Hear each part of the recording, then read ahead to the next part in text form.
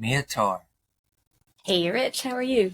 Good. How are you doing today? I'm good. I'm so happy that you're having me on the podcast today. Yeah, I appreciate you being here. I think it's going to be cool walking through your life story for the audience and letting them get a view into your world. I think it'll be highly valuable, especially where you're at now and things that you've got going on moving forward. Let me give a brief description intro for you for the audience.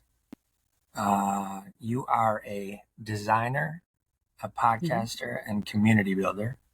You're the founder and connection architect of Authentic Networker, which was established in January of 2013 with over a decade of coaching and professional training experiences. You facilitated 2,000 plus networking events, empowering solopreneurs, leaders, and organizations to gain more clients and referrals. You scaled a global networking community across 120 cities in just 3 years and enabling meaningful connections worldwide. You're a certified coach and educator with a strong foundation in creating premium educational programs, now integrating coaching with relationship building strategies. You're a veteran event strategist and nonprofit leader with 25 years of experience, including roles in museum education, community board leadership, and music programming, which is an amazing array of things that you've done. It sounds so fancy when you put it all together like that. But yeah, that's kind of the intent. Because we don't always like to toot our own horn. Yeah. And so I try to make sure that I do that for guests, because I do believe that every story is powerful for the audience. And so I just want that to be up there at the beginning so they just have an overall feel. And then we can get into your life story and expand on that further. Well, thank you for tooting the horn. It feels like this horn has a lot of keys. It's not just a trumpet. It hasn't just got 3. It's a sax at least. There's a lot of different buttons on this particular horn. So thank you for the wonderful introduction. For sure. So the only scripted question that I have is the first one. And it is going to set the tone for the entire podcast. And that is, where were you born and what was life like as a kid for Mia? Well, I love your question and I love where it grows. I can only answer the first one succinctly. I was born in Toronto, Ontario, Canada, which is where I am now. And life as a kid was very rich. One of those horns with lots and lots of buttons. So which one shall we choose first? I am a very adventurous soul. So as a kid, I was a little bit free range. I was a latchkey kid. I was let out the door at the beginning of the summer, and I did not come home until my mom lost her voice yelling for me to come in for dinner. And during that time, I was running through forests and scaling walls and, crashing my bike and leading the other kids in the neighborhood. And I tried to sell everything in our basement once because I opened up a shop. My parents were horrified. So the most trouble I got into was always doing something entrepreneurial. I was trying to sell things, or I opened a bank at one point as a kid. That was the summer side of my childhood. So very adventurous. Another piece of my childhood is that my family business was a music school. And so growing up, my dad ran a music school, which he had started with one student back in the 60s. And then he ended up with one teacher and one class. And over time, he grew that and grew it. So by the time I was, maybe 10, he had 2,700 families in one location for his music school. Oh, wow. And so my mom used to take every Friday off Now that I'm a mom, I appreciate this. Who will give me Fridays off being a mom? She would just go and do her mom thing. Who knows what she did?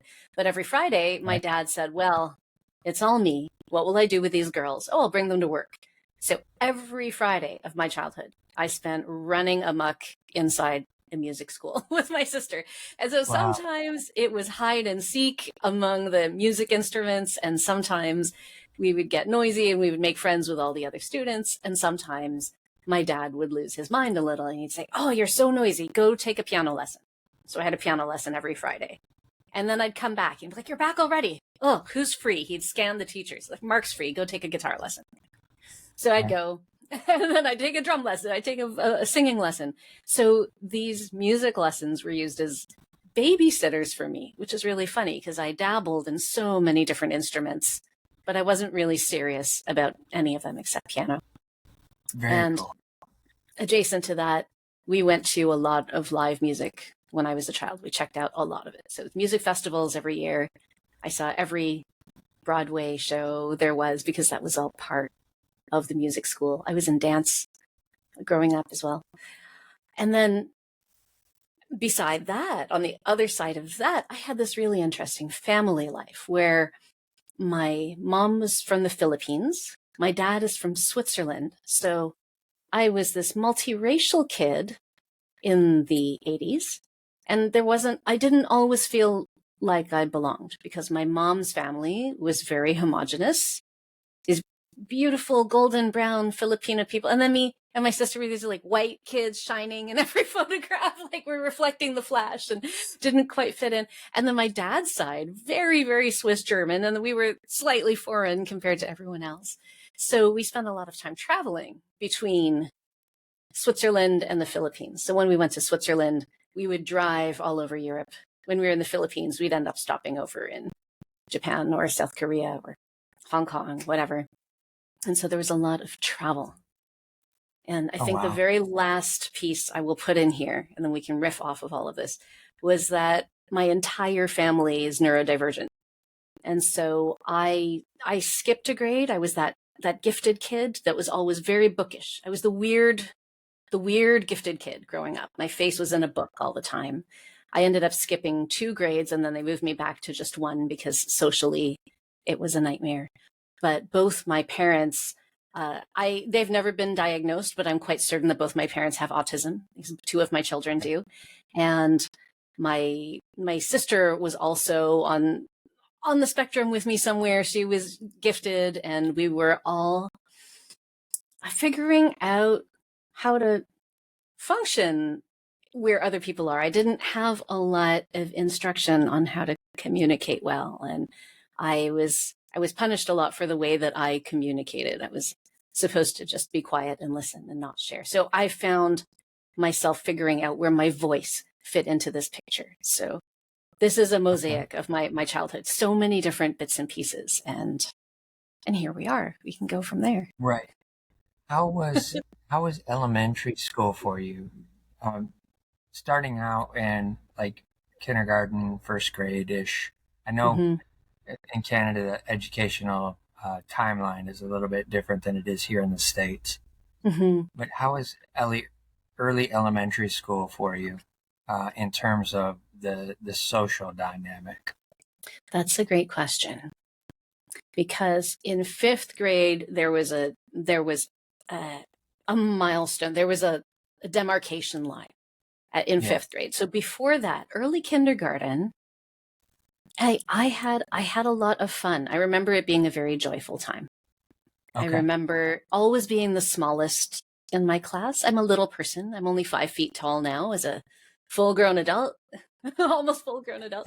So I was always the smallest person in my class. And I think that affected my interactions. There was some part of me that always played that part. A lot of people would pat me on the head, and some part of me was indignant about that. Like, don't treat me like a doll. I belong here, right? So there was some part of me that I think that got feisty because I was very little. And then there was very early on, I can already tell that I was part introvert and part extrovert. I was deeply introverted in the sense that all of these friend interactions really took my energy. I needed a long time to recover from them. But I was situationally extroverted. I was comfortable in those situations, but it couldn't last very long. So I really struggled with things like parties, big social events. That was tricky for me. And that found its way into some of the networking I did later. So that was really tricky. But I was always someone with a few very close friends and comfortable enough with the other kids around me, but I didn't like those big group interactions. Got you. And with that experience of just having the few close friends, were they close enough to where you were satisfied with just being in the small group versus the larger group of the classroom? I was more comfortable in small groups always. I was most comfortable on my own. Okay. When I was running around during those summers, we had a little ravine near our house with woods, and there was a kind of a tree. I don't know what it was, a bush, I guess. And it was this crawling bush, and it would cover a great big area, like a pretty big footprint, but it was empty underneath. It was hollow underneath. You could crawl through there. And that was my little hideout. And my favorite memories were always hiding in the woods somewhere by myself, reading a book, stealing some apple juice from the kitchen, bring my little apple juices. I used to get those packets of instant oats, Quaker instant oats, and I would just eat them. I would sit under there by myself, reading, hiding under there, and then exploring by myself. And if I was playing outside and got to choose, it was maybe 3 or 4 other kids with me. Yeah, so that's when I was happiest. And then the classroom, I was okay. I was comfortable, but still happiest on my own. Mm-hmm. Happiest on your own and with a book. With a book, always with a book. To this day, always. and with being in those books, was that as you look back on it now, was that a form of escape, or was that just a form of finding out more about the world and what was around you? It was both. Very much both. Okay. I have often used books to escape goodness, almost the way you would an addiction. I use them to numb. I use them to isolate. I use them to procrastinate, but I also use them to grow and explore. And I love reading other people's perspectives. I love seeing the world through so many sets of eyes that aren't mine. And I love how I can read a book and realize how many ways there are to live this life that are not the way that I've always taken for granted. And that was something that was apparent to me very young, because what's coming up for me right now, unrelated to books, was one time when I visited the Philippines. I must have been 8 or 9. I think it was 9. We were driving through Manila, and there's an area in Manila called Forbes Park, which is rich. Yeah. It's a lot of big, beautiful houses with 3 and 4 and 6 car garages. It's really where the upper class lives. They have this Italian shingled roofing, and it was typhoon season. A typhoon had blown through the night before. So there were floods everywhere. People were out on the streets. We're crawling through Manila traffic past Forbes Park. And right beside Forbes Park, boarding up against it, is a slum. And there was a slum made with little shanties, little tin shacks with corrugated metal and, just so many people living in such a small space. And many of them were showering in the gutters from the runoff from the typhoon, because they've got running water now. They'd be out there showering. And the day after the typhoon, all of the Italian shingled roofing that had blown off the houses in Forbes Park were now on the houses in the slums. They'd collected them all and sort of done up the corrugated shacks with the Italian shingled roofing. And the moment where all of this hit home for me was sitting in this car, looking out, being this Canadian kid who's really taken my privilege for granted. And I came face to face with a young girl exactly my age. Literally, her face was right up against the car. My mom had been telling me that a lot of people from those slums at that time were known to push their children into the street to beg, but also in hopes of an insurance payout in some way. And I was horrified by this idea. I don't know how prevalent it was, but I had this idea that these kids were out in the street because someone was hoping they'd be hit and someone was hoping they'd get some money from it. And this little girl looked at me and I looked at her, and she was gaunt, and her eyes were they were so dark and so deep and so hollow. And she just stared right through me. And then in a moment, her other friends came up to her and they just whooped with joy. And there was so much joy and they all took off. And I had this moment where I questioned everything. I questioned my ability to eat and sleep and breathe clean air and live where I lived and have a roof over my head, all of these things. And then I also questioned how that amount of joy could be present in a life that I viewed so full of lack. And I was 9. I felt all of those things and I didn't have words for them.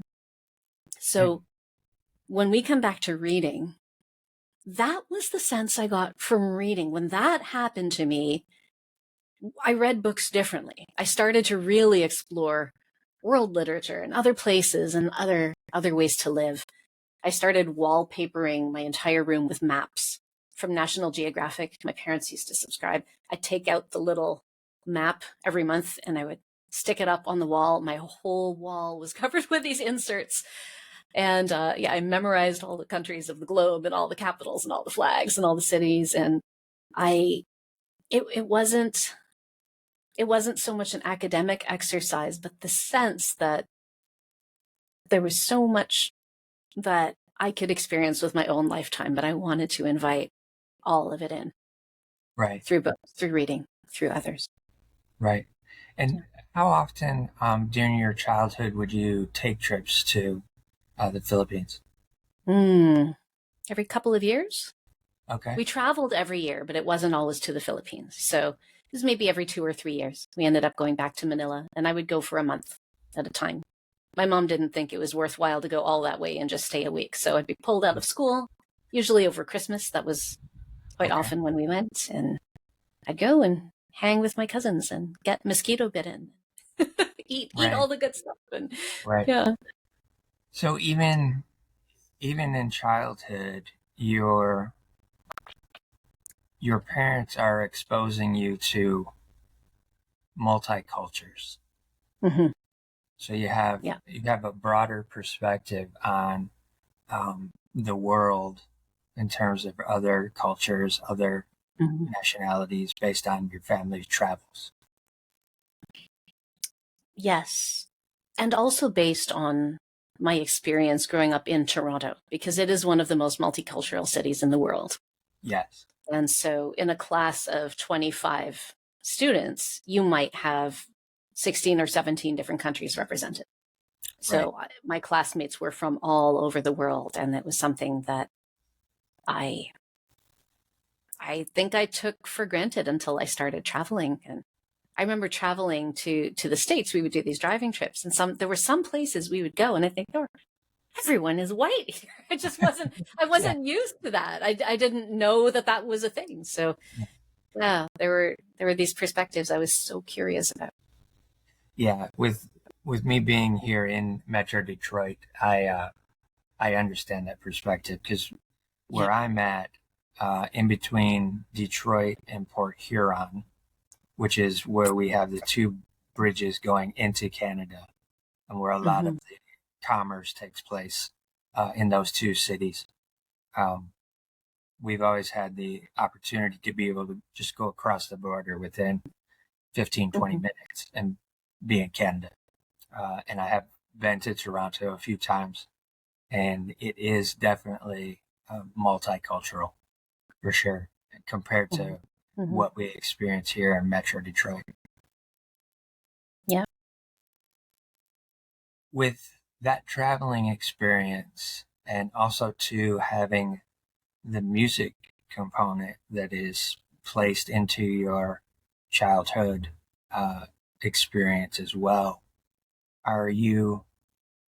is your mind starting to see things from a different perspective in terms of what the world visually looks like, because you're experiencing sound as well as cultural? So it may change the way that you're seeing things, like, kind of like you said, coming to the States, you're like, oh wow, this whole place is just mostly white people. But does that also have the music component? Does that also play into the perception that you're experiencing the world with? That is a great question. I'm sure it does, but if it is there, it's subconscious. I'm always interested in music that is playing wherever I go. I notice that for sure. There's a soundtrack everywhere. I remember being in Hong Kong, in China, and Richard Clayderman was playing everywhere, and I thought, oh wow, it's a lot of piano here. But I think what it's given me is this dichotomous perspective where I'm interested in the very big picture and I'm interested in the little tiny details. And sometimes the most obvious things escape me because I see the tiny little fine print and, I see the forest and I see the leaves on the trees, but I might not see the trees themselves. I might be looking at the roots and, all of these different structures. But the way that my brain works is it again, when I go to a place, I look at it in terms of its history, its culture, the anthropology, the way that it has evolved to be where it is. And then I see things like, oh, look at the brand of bread they have and look at all these little bits and pieces. And so I think that maybe, I don't know how much music is a part of that, but I think the rhythm of a place really finds its way into my observation, into my experience of it. And if anything, music has just taught my brain how to learn in a certain way, how to observe in a certain way. And I think that that's what I experience now. Yeah, and I think too, it's creatives as well as those that are neurodivergent. The brain is functioning in a completely different way than somebody who is not. And the perception is heightened. The experience is heightened.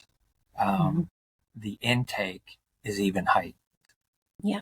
And I think sometimes that is hugely beneficial for us. Sometimes it's also overwhelming for us. So from that perspective, you said earlier that the books were the escape. Was that kind of the only escape that you had from that potentially? Or was it not as overstimulating as it may for some others? That's a really good question. I think that I reach for escapes beyond books. I tend to have an addictive personality, as I think a lot of creatives do. And anything I hyper focus on would become an escape. So if I was in the painting phase, the painting was the escape. Nothing else existed. When I am in a piano phase, I've always had piano in my life, but for example, I've gone back recently and picked it up again after some time off. I'm playing Claire de Lune again now, and when I'm in there, nothing else exists, right? That's an escape. I'm living my entire life story through that piece when I'm playing it on the piano, and I can trace that back to childhood too. So some of the escapes were healthy, some of them not so healthy, but if it triggered some dopamine, right? If it really turned into a little bit of focus, it would trigger hyperfocus. And I would often use that to escape from responsibility. Okay. Or things that felt heavy. Sure. That's where I was about to go. Yeah. What was it that was creating that need to, or that feeling of needing to escape in a way? Was there some interdynamics that were going on around you, or was it just an overstimulation scenario? Ooh. There have been both in my life. It could be either. So at any point in time, it could be one or the other or both. I think that when I started to feel it, there were a few times when I started to feel it, but it was often around the heaviness of expectations. If there were expectations placed on me, I did not want to engage with that work. And I think my feeling was so much is being expected of me. I'm going to engage with this when I have a clear space to think, when I've got the time to do it properly. And then I put so many obstacles in between myself and creating that time that I just wouldn't engage with it. And then I'd end up with this last minute thing that I think a lot of us are really, really drawn to, completing things at the last minute, because finally there's adrenaline that's helping to push it along. And I often felt the words being used toward me were very expectation heavy, especially, I told you, at that fifth grade mark. Right at the end of fourth grade, they did gifted testing, and they'd go, and there were these psychologists who would come in, and then there were 3 or 4 phases of this testing. So the first was a multiple choice with all the kids in the library for an hour. We're filling out these little Scantron cards, and answering all of these questions. And then I guess based on that, they would take a subsection of the students with some thresholds of answers, I don't know what, and then they put us through round 2 and round 3, and I ended up going through all the rounds. And at the end of that, I got the highest gifted score that my school had ever received. And so all of a sudden, there was these meetings. They're like, should we skip this child 2 grades? What should we do? She's reading at a 10th grade level. She's all of this stuff. And they were trying to figure out how I fit in academically. What they ended up doing was accelerating me from, I was put in a 5-6 split class that year. And I began in grade 5, and they just sort of quietly graduated me from grade 6 at the end of the year. Right. And so I did both curriculums in that year, and then started the following year in 7th grade. Now, remembering that I'm a very tiny person, 7th grade started, I was 11. I was probably the size of a 9-year-old. And I was in a 7-8 split. So there's 8th graders in there who are 13 and 14. And I'm walking in, this tiny little kid, and I immediately become the target for every bully. And I immediately become the focus of every teacher. Right? This thing happened where the teachers are like, oh, the smart one is here. And what also happens in that year is that independent work projects start coming up. And all of a sudden, I'm the kid who can ace every test, but I cannot complete the homework. I don't have the time management. I had severe undiagnosed ADHD that wasn't caught because I was floating around on this. I had a photogenic memory. So I was just doing really well on all these tests. But now I've gotten to 7th grade, and there's these social pressures, and I am struggling with being unable to focus on work that requires me to manage my time, to manage my own initiative, to have that incentive to start the work and then stay with it. And my brain would spin, and then I just felt like a failure. I felt like I was letting everybody down. And that is where a lifetime of anxiety and depression began to take root, because I started flunking these projects, utterly flunking. I would sit there, and everyone around me would be completing the work. And I had so much opposition, so much pathological demand avoidance that I couldn't, even with everything cleared in front of me, all the distractions gone, it felt like I was touching a hot plate, even just starting that project. And so it's become my lifelong cross to bear. This is my journey, is figuring out how to start something when everything in me is wired to avoid it, and to avoid it in a way that it feels laughable. It should be so easy. And sometimes I think every other person in the entire world could start this. Why can't I start? There must be something broken. There must be something completely wrong. And I think it's the heaviness of expectations that really puts me in that space, because it never really left me. That followed me through high school, through university, through entrepreneurship, everywhere. Got you. Okay. Yeah. With being presented with opportunity to go and move up into grade levels, there had to be a specific teacher, I'm assuming, that recognized that within you. Yeah. And when that took place, you're saying as well, you're starting to see these teachers recognize the fact that, okay, now she's in our grade level, this new student who's highly intelligent, gifted, able to complete all these things. Were there any of those teachers that recognized the other side of that and tried to give you some comfort or understanding? Or was it all just focused on, she's super gifted, let's move her forward as fast as possible? I don't think anyone caught it. Okay. Honestly. Yeah. I don't think Okay. anyone caught it. And I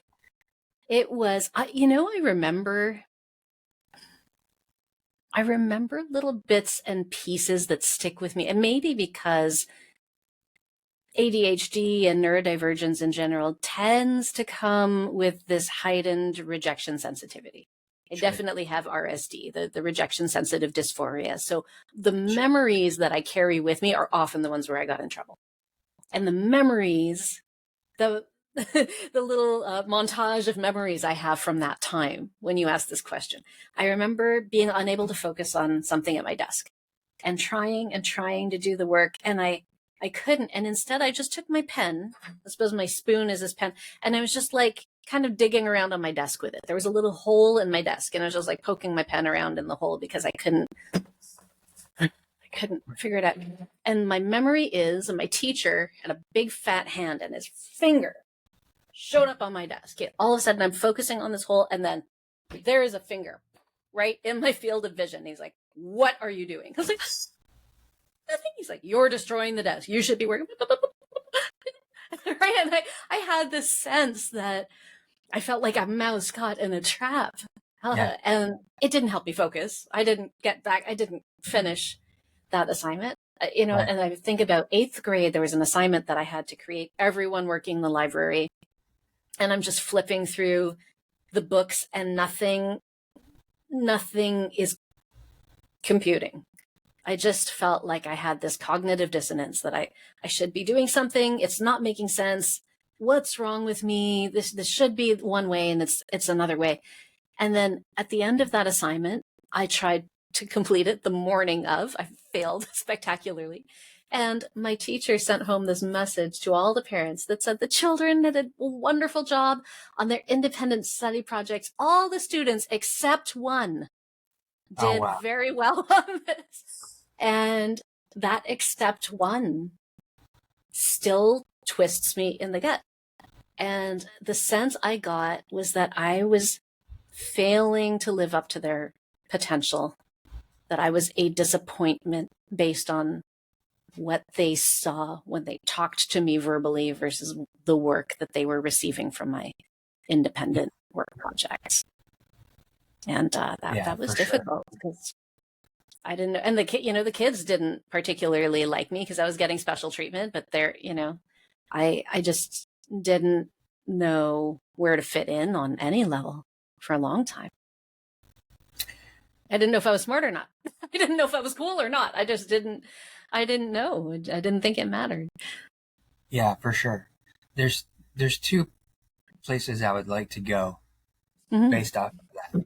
The first one is with moving up as fast as you did, and moving into that accelerated position.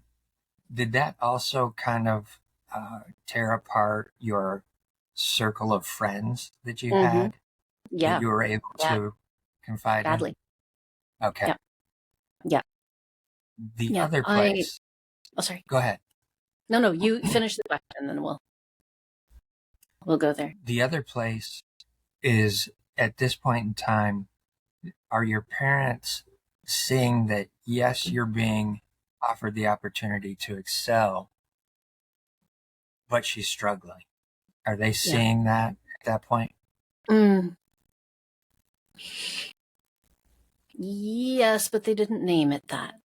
So that's the faster question to answer, is my parents would see that my grades were swinging like a pendulum. A, D. Right? A, F. F, you didn't hand in this thing. And it was, what are you doing? You're lazy. They would label it. They didn't say, hey, you're struggling. Right. They'd say, what are you doing? Get out of the, I had a little bit of Asian tiger mom happening on my mom's side. I would bring home a 99 and they'd say, where's the other 1%? And they had a chip on their shoulder about it, right? They really believed that you're the smartest. And they would say these things like, from a place where their child should be doing better than this. You're Right. so smart. Why are you screwing up? It was that sense that I got. And something that I really struggled with my dad around the music schools, when he had his music festival every year, he would give these big scholarships to all the kids who were the best piano players. And then behind their backs, he would often just talk smack about the kids who didn't do well on the festival. Oh, did you see that one kid who screwed up? Right. And I really took home the message that the only value to my parents were the cream of the crop. Right. If you were average or if you were struggling, it was not a growth mindset at that time. You were stupid, or, you had bad parenting or something, that it wasn't kind. Yeah. And when I messed those things up, gosh, what a difference it would have made in my life for someone to sit down and help me figure out where the struggle was. But that never happened. They would just come down on me hard. And so I'd freeze, I'd hide. I was scared. I remember having a D once, and I tried to change it to an A. It was like a capital D. And I thought, well, if I take a pen, what pen is matching the ink? I was trying to forge signature. Like, it turned me into a little criminal trying to trying to fool both sides, try masking so hard that I lost my identity on both sides. And then the social side of it was brutal. It was absolutely brutal. I had a small group of friends. Again, I was a little bit on the weird bookish side growing up. I wasn't quite athletic enough. I wasn't quite cool enough. And so I had a little group of friends who were quirky like me, and it was great. But once I left their grade, they're like, oh, you think you're too good for us? Well, okay, little Miss 7th grade, you go to your little, but are you still my friend? So now I'm in this grade 7 and 8 class. In Canada, by the way, we say grade 7 instead of 7th grade. I'm sure everyone can figure that out. But so if I say grade 7, grade 8, it's a Canadian thing. So I'm in the grade 7 class. I've got the grade 7s. The grade 8s want nothing to do with me. The grade 7s don't know who I am. They're like, why is this grade 5 here? Oh, she's joining us. And there was a girl named Katie. I know her last name. I won't say it, but Katie M. campaigned to get me banned from the school dance. She said she should not go to our dance because she's 11. 11-year-olds aren't allowed. And I didn't know how to advocate for myself. I didn't have a backbone. I didn't know what to do. I was just used to being this tag along. And that got worse and worse. In high school, I didn't admit to anyone that I was a year younger because I had been treated so badly in the last 2 years of elementary school. And so I got to 9th grade, which is where we start high school. So I was a freshman in high school. And I didn't actively lie, but I just didn't talk about it. And no one really talked about it. So it was fine. 9th grade was great. But then 10th grade came along and everyone started getting their learner's permits and their driver's licenses. And it eventually came out that I was a year younger than everyone else, at which point all of my friends dropped me and all of my friends started accusing me of having lied.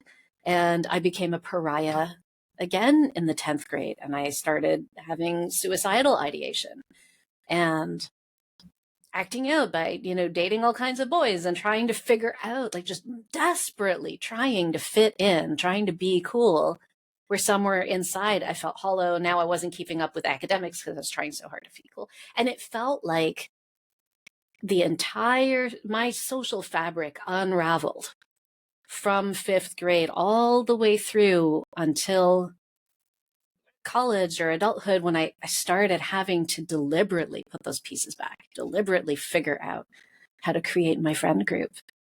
Right. And it was really damaging. Yeah. Yeah. You mentioned your sister a little bit earlier. Mm-hmm. Did you have any other siblings? Sort of. My dad has a first marriage before my mom. Okay. And so I had an older half brother and half sister from that marriage, but they were 13 and 14 years older than me. So they weren't part of they were extended family, really. Sure. So in my nuclear family, it's just my sister and I. She was 5 years younger. Yeah, I have a similar situation like that. I have an Yeah. older sister who's from my dad's previous marriage. Mm-hmm. Mm-hmm. Did she experience the same type of scrutiny from your Mm. parents as well? Oh my goodness, yes. Okay. Did I talk to you about my sister when we talked last? Have you No, heard my sister's story at all? Okay. no. So, would you like to hear that? My Sure. sister is, first of all, close to me now. And secondly, probably one of, if not the smartest people I have ever met. She is brilliant. She is just, she is someone who looks at the world with eyes wide open and takes it all in. And I'm very incredibly impressed by her. In her 8th grade, she was 5 years younger than me. I had gone to university and I had come home with dial-up internet. No one in the world had dial-up. It was 1995, I think, or 96. I came home when I had the internet. I was like, check this out. It's so cool. I brought it home. And so she starts logging into the internet in our basement. And this young woman with unchecked dial-up internet ended up in internet chat rooms at their very earliest, the earliest stages of the internet. And she ended up in an online relationship with a young man who's probably 17, 18. And he was an anarchist and he lived in New York. And at this point, my family began to unravel. My sister became very angry. She decided that the middle class was the devil and that my parents were part of the problem. And my sister, just under the influence of this new partner of hers, right, started fighting back against our family. She starts swearing. She starts, presenting herself differently. She starts getting angrier and angrier and angrier. And she ended up running away when she was 14. She disappeared off the face of the earth. She was on the missing persons list for a while. And before she left, she blew up at my parents, thinking of all the most hurtful things a person can say. My mom's very religious. My sister attacked her at the heart of her religion with the most blasphemous things she could say, right? She went through my diary and she showed pages of my deepest secrets to my parents and the guy that I was dating and all. Like, she really, she expressed this deep pain that came from the scrutiny she was under from my parents. So this is a long way of saying the scrutiny she felt was so stifling to her that it manifested through this pain and this lash out and this disappearance. And she has never been home again. She did very briefly. She ran away at 14. She came back, or we found her in New York, and then she disappeared again. She surfaced with a family friend in Washington and then disappeared again. Didn't hear from her for months. And then one day she phoned from Florida. My dad said, "What are you doing in Florida?" And she said, "I'm taking a vacation." And so she ended up there. She ended up in LA. She did all kinds of things for money, which we won't discuss on a podcast. But she struggled and struggled and struggled and struggled, and then ended up having a child at 19, and then turned her entire life around. Once she had that child, she went back to school. She took herself through college, through a vacation, became almost the top of her field, very close to the top of her field in that vocation, and is now doing incredibly well, is very well respected, is in the top tax bracket. Like, she's doing incredibly well for herself. But for those 5 or 6 years, I had absolutely no idea how to move forward in my life. I remember being in university and trying to figure out this, imagine I'm still struggling. I'm coming out of high school, trying to figure out whether I'm smart, why I'm broken, what direction to go. And I asked my parents, can you give me some help and some guidance? And they said, "You're fine. You're the smart one. Your sister is the problem." And my mom would phone me and say, "Why is God punishing me?" And my dad would phone me and say, "Your mother is crazy." And I was this person in the middle. I was like the UN diplomat, feeling like I'm trying to hold this family together. My sister is calling me and she is telling me all the things she's up to that are just inappropriate. And I didn't know Yeah. what to say to my parents. And I really felt like I was this monkey in the middle, beholden to silence by every side, unsupported, growing up very, very fast and trying to find my feet forward. So this is a very long answer, but the scrutiny of my parents and their failure to communicate except through criticism affected her so deeply that it tore the family apart. And I think we're still feeling the effects of that many years later. There's this little undercurrent of things unsaid, that if someone has an argument with someone else and the phone hangs up, the answer is, well, she's always been like that. You remember back when. So there's a little bit of grudge still being held there. Sure. And I've seen what it's like when you can't have conversations with your parents. Yeah, it's a difficult thing to overcome the expectations that the parents put on the children.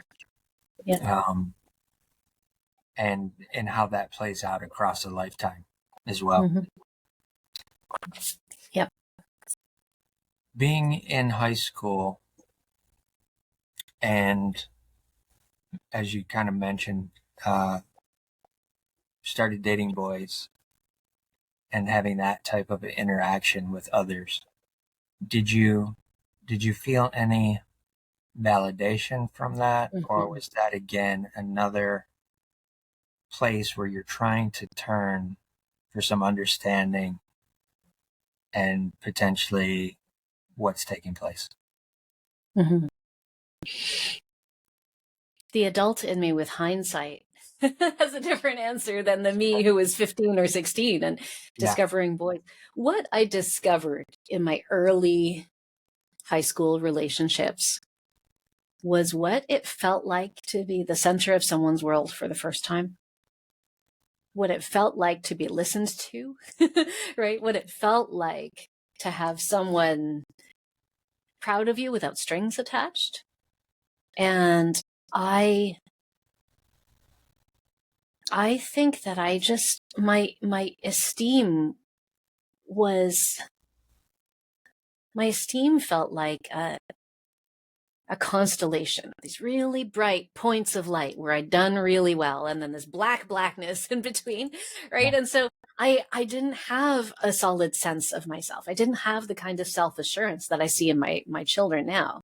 Oh my goodness, my middle daughter is so self-assured. I think, I wish I had strength like that at that age, but I really didn't. I felt hollow. I felt shallow. I didn't have any social guidance, certainly from my parents, because they were both immigrants. They were much older. They were neurodivergent. So I think when we talk about hyperfocus again, suddenly I had this serotonin. Suddenly I felt good.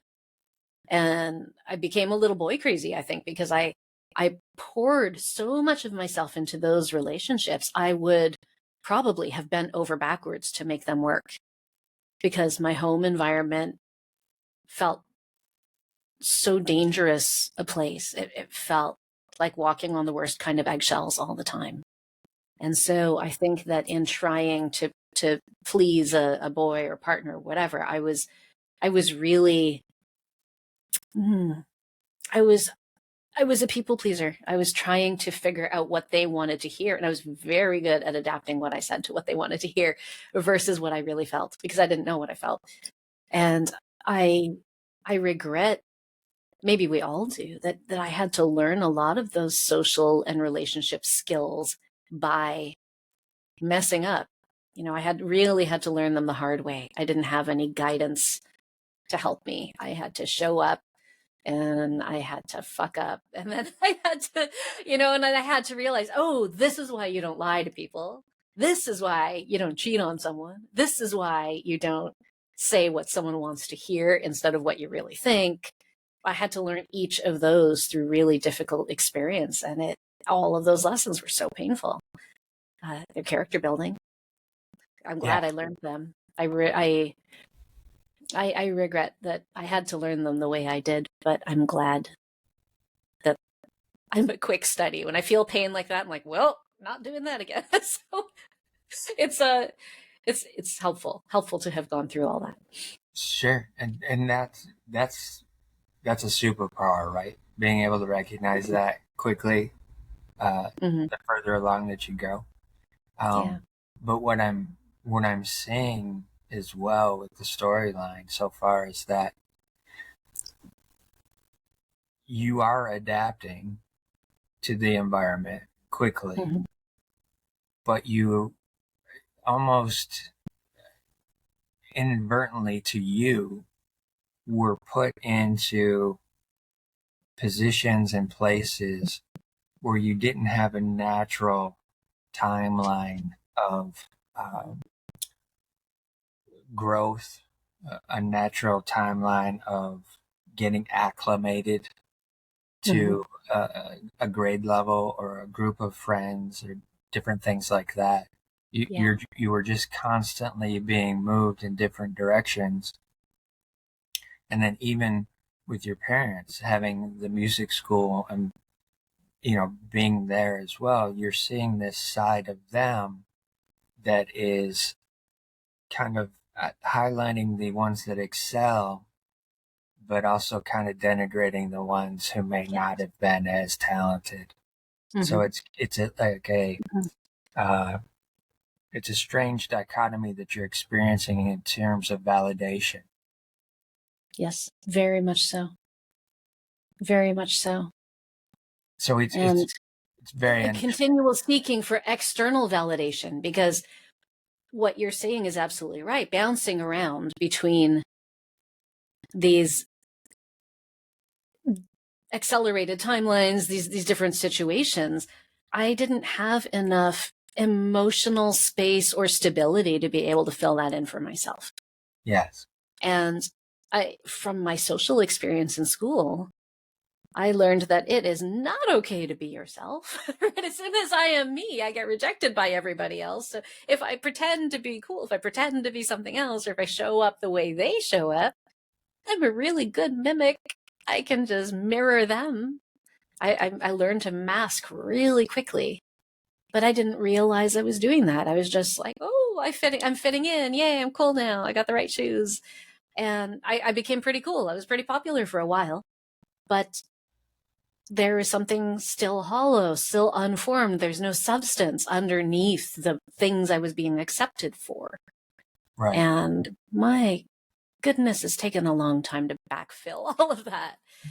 And I'm comfortable with who I am now.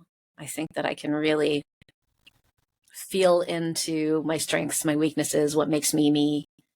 But I will still tend to people please as a first instinct, and then catch myself. And it's got to be a really deliberate mindset that I go into relationships and conversations with in order to be as myself as I can and not just say what other people are expecting to hear. Yeah.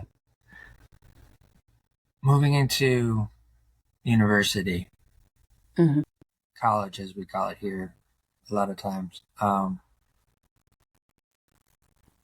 Is there another potential culture shock in terms of the environment that's going to take place, or are you seeing it as an opportunity?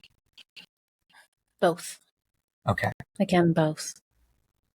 You asked really good questions, but I don't think it's a binary. I think it was both at the same time. So yeah, there was a culture shock because my dad gave me the option that I could have a car or I could live on campus. And I said, live on campus. I just don't want to be here anymore. So I went to college in the same city, but the other side. So my parents live on the eastern periphery of the city, and I went to school in the western periphery of the city. So, maybe an hour and a half by transit, 35 minutes if you're driving late on a Sunday night. But it was far away enough where I felt I needed that. I needed some space. I needed to figure out who I was. And so when I first began college, university, that's when my sister was at the height of her trouble. And so my home was very emotionally charged. So I moved in on campus. And then I realized how many things I'd been protected from. I did not know how to boil water for pasta. I didn't know anything. So I had to learn that being out on my own kind of thing. And I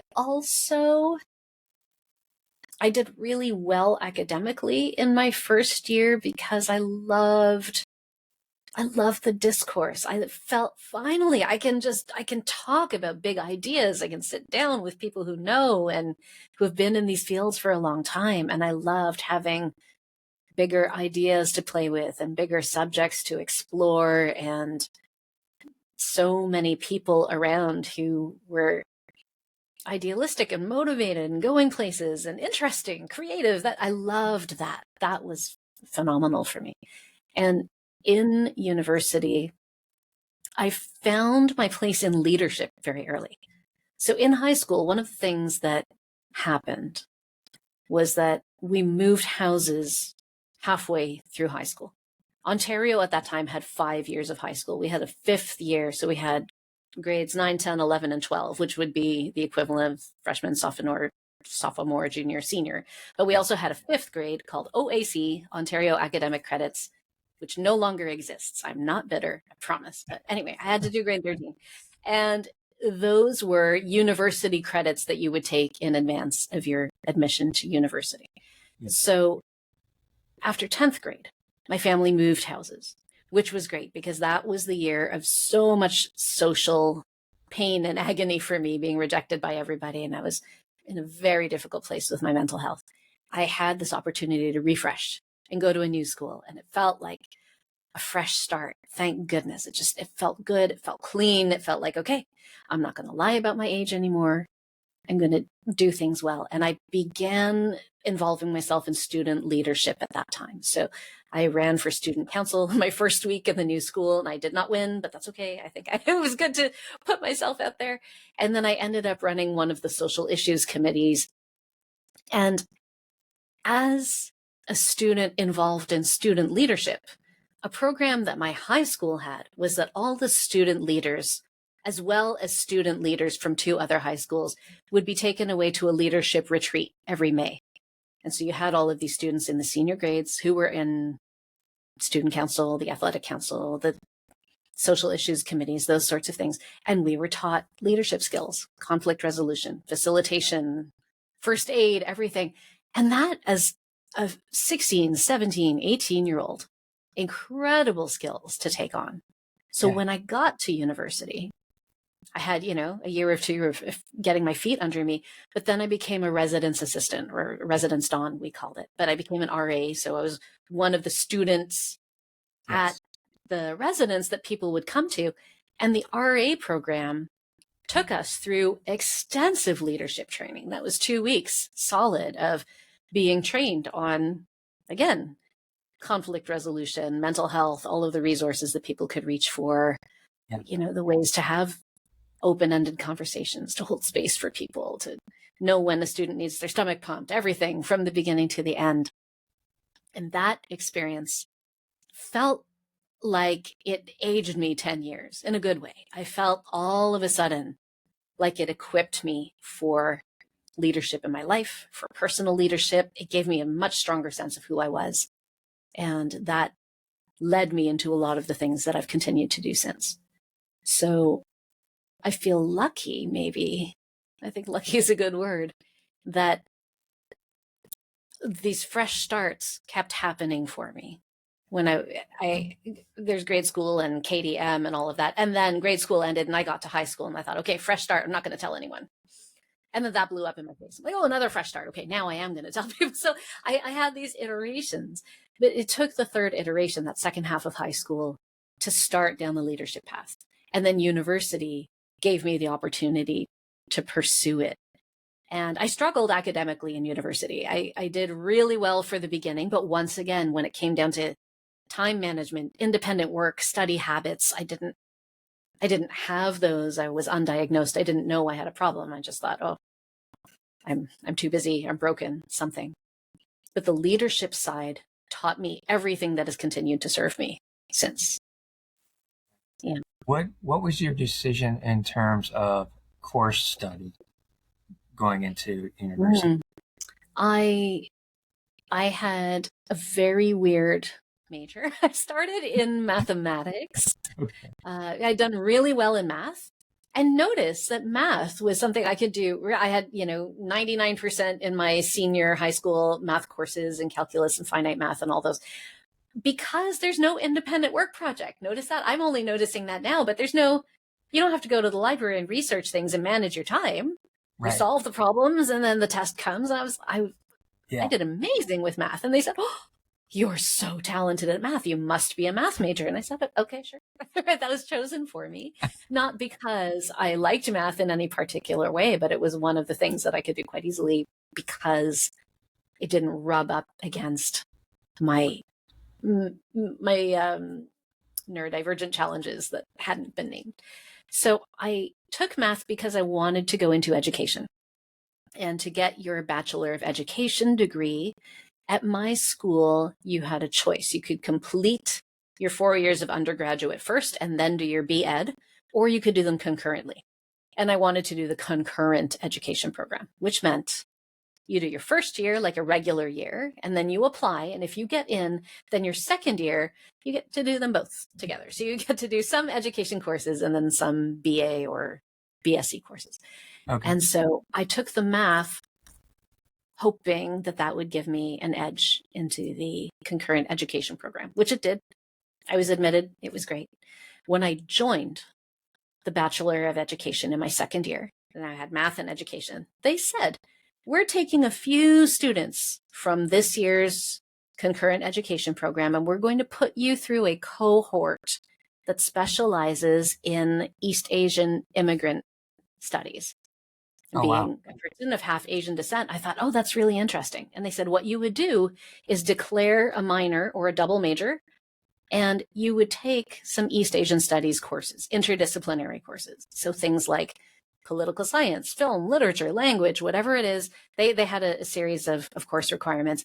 And my education studies would be conducted in a much smaller cohort where we focused on diversity in education. What does it feel for immigrant children who are now landing in Canada, and how can we create a better educational experience for them? They had these for different groups, but the year that I joined happened to be East Asian Studies. And so my major ended up being a double major in math and East Asian Studies with a Bachelor of Education on the side. So that was really interesting to me because the math, I loved it. Problem solving was fun.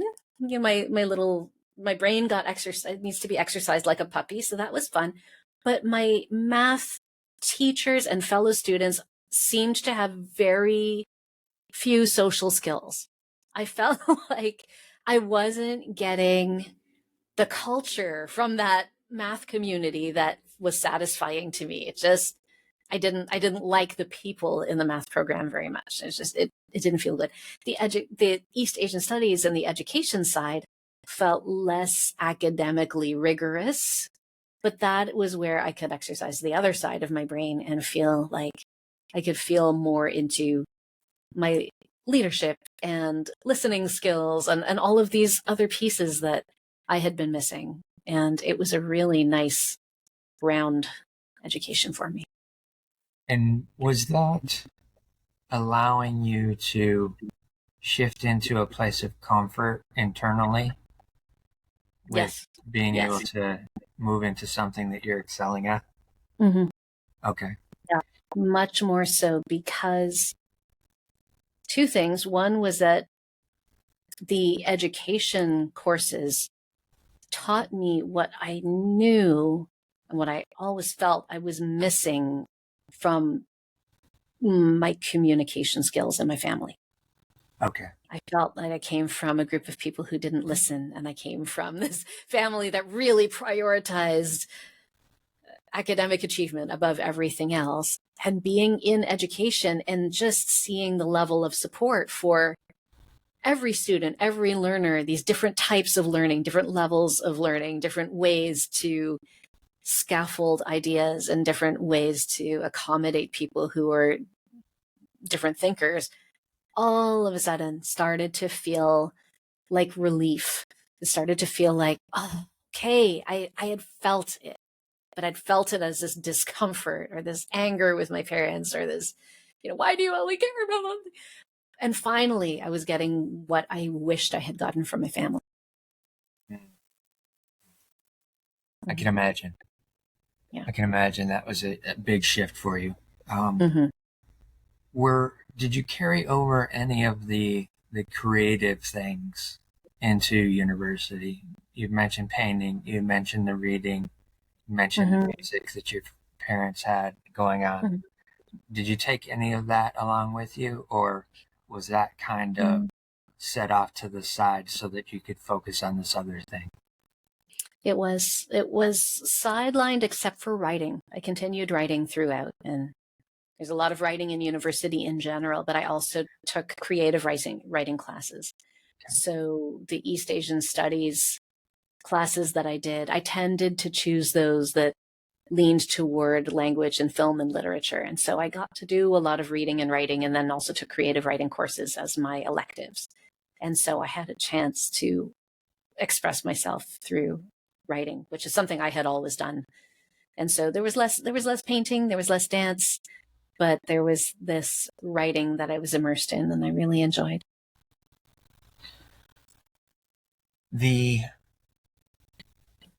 opportunities that you're seeing with being in university, starting to really be able to excel with doing the courses, are you interacting with the other students at this point? Is that enhancing that for you as well? The ability to interact and create a group of friends and stuff that is becoming a little bit more than what you had in elementary, junior high, high school? Yeah, absolutely. I made friends within my classes, and then within the residence itself. Yeah. I mean, you're living with people, you're with them 24/7. You're playing crazy residence games all year. We would play assassination. I don't know if you've had any version of this, but it was this game in which we have to go into assassination for a second because it was hilarious. It was a game in which you may have played some version of it. You were given a name at the beginning of the year, and you're given a water gun. You've got to figure out who this person is, and you've got to get them with the water stream from your water gun when they're outdoors. They can't be in class. They can't be inside. And so we would stalk each other, and you'd watch people's comings and goings, and you'd sit by the window for hours, and they'd come home from class. You'd bolt outside and get them. And there's a different kind of bonding that takes place. So I got to know people through that. But I think I was still othered. Okay. And here's an interesting thing that has come up for me. And I see this in my children as well a little bit. I was not comfortable in the main group of students. I never have been. And maybe the music school planted this seed, but when we were with the music school, we have all these other kids, but it was kind of staff. Even though I'm a kid, I'm part of the staff, right? And so my friends were often the adults on the staff, some of the kids, but I was more comfortable when everyone's out there being social. I'd be off to the side, and then I'd sort of float in and join and then come back to this group. Yeah. I did that as well in high school with the leadership, the student council, that committee. I would be part of the group, but then I'd come. And I think leadership was escapist as well. I think leadership was a chance for me to speak my mind and oh, you have to listen to me now because I've got the microphone. But I was also able to be an introvert because I maybe didn't have to make the same small talk, or I didn't have to be in the larger group. Right. And I'm just figuring this out now as I'm talking to you. So in university, being an RA, my closest friends were the other residence staff, right? The other residence dons, the students who were going through this training with me at all the different residence halls, that there was a group of us who were engaged in that kind of leadership and that kind of learning about leadership, which is very bonding. When you have taken a few days of crazy first aid and role play and We used to do security role play where you'd have students acting like they would in the actual situation, and you're responding in real time. It felt like those depths of friendships transcended what I was getting with the rest of the students at university. And so, again, it felt like I was othered. I was in this group, but it was kind of staff. And so I can't remember your original question, but I started, yes, to find friendships and to find myself. But my friendships are among the smaller group, very visible within the larger group, but not participating in the larger group. And it is interesting when we get to networking events, how I continue to do that. I host the networking event, but I'm kind of here.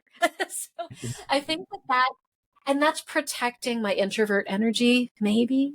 Yeah. It's protecting my awkwardness around small talk. I love deep conversations. I really struggle with superficial friendships and social gatherings and parties and things.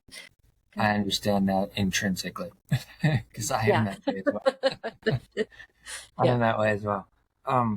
Yeah, I think a lot of times when you are in those positions of leadership, within an environment where you have other people the same age as you or very close to it, it creates that dichotomy of separation. Yes. That you have to navigate. And I understand it very well. My first working experience, I accelerated in that work environment to a place of management rather quickly. And then to a place where I was having to hire employees. So I was hiring employees that were almost the same age as me, if not. Sometimes I would hire somebody that was a bit older. And there was always that fine line of you're the boss, but you want to interact with these other people just because they're close in age to you. So you have multiple things in common. Yes. It's a fine line. But also too, like you said, it allows you at certain points to retreat and kind of regroup, refocus. Yes. Before you have to come back out and be in front again. As you're coming towards the end of that phase of schooling, are you starting to really draw down on what you think you're going to do afterwards in terms of going into the work world?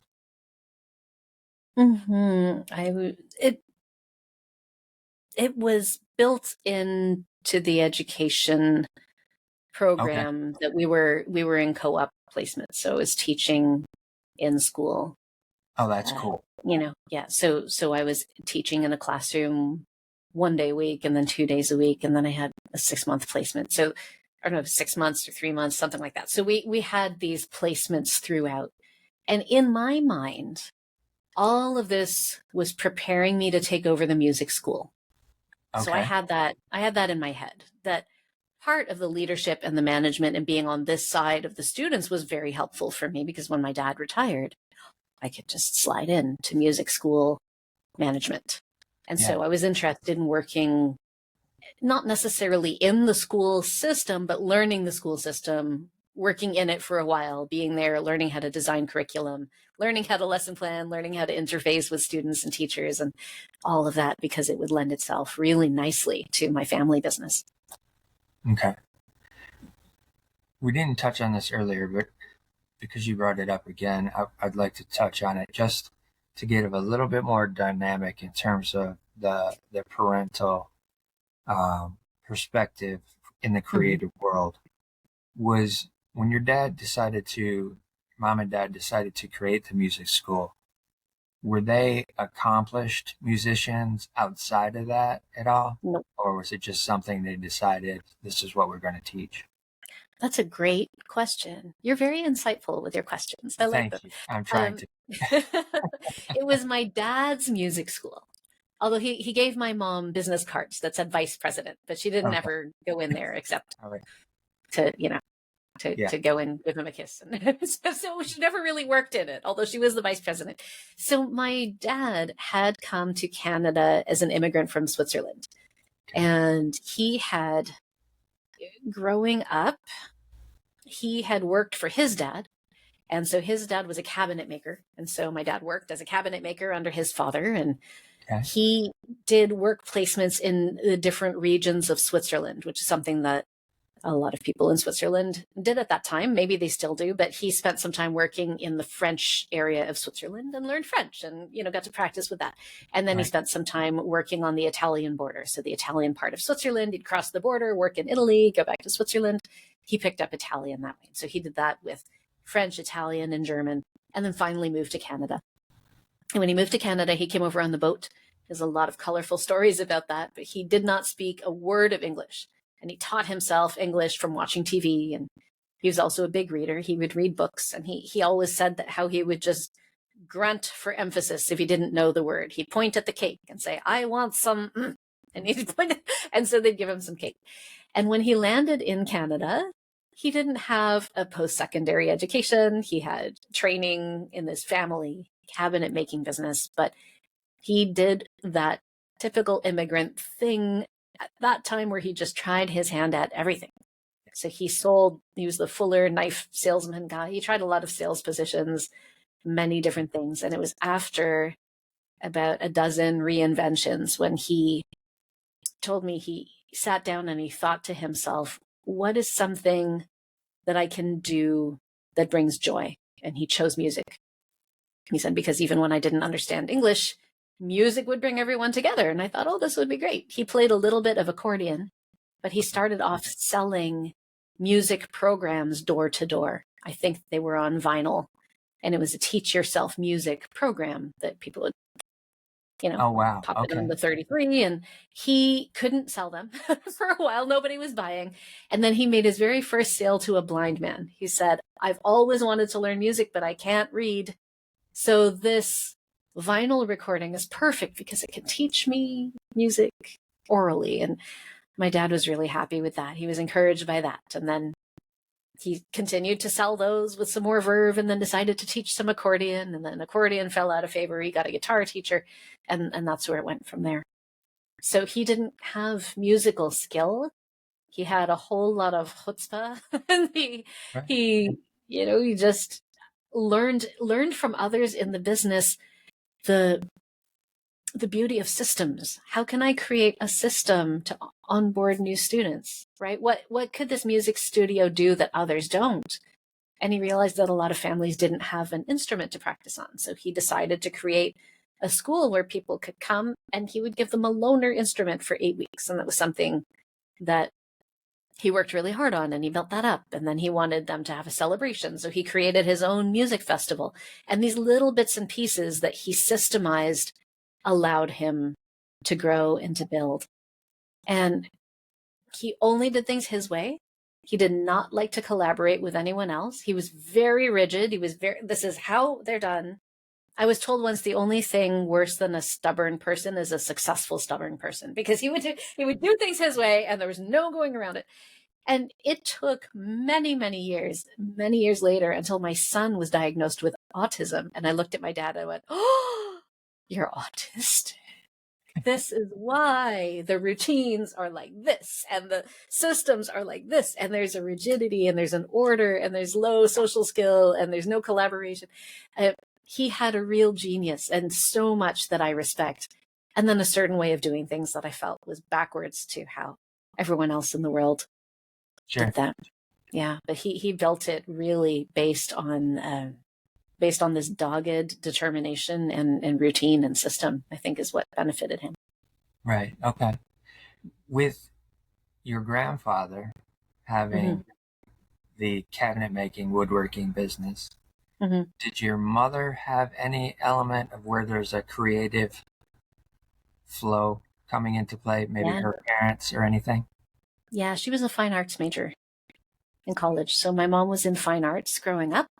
Okay. And her entire family, just about, they're all musical. So my mom plays beautiful piano to this day. She still plays well. And at my family gatherings in the Philippines, my cousins have a choir.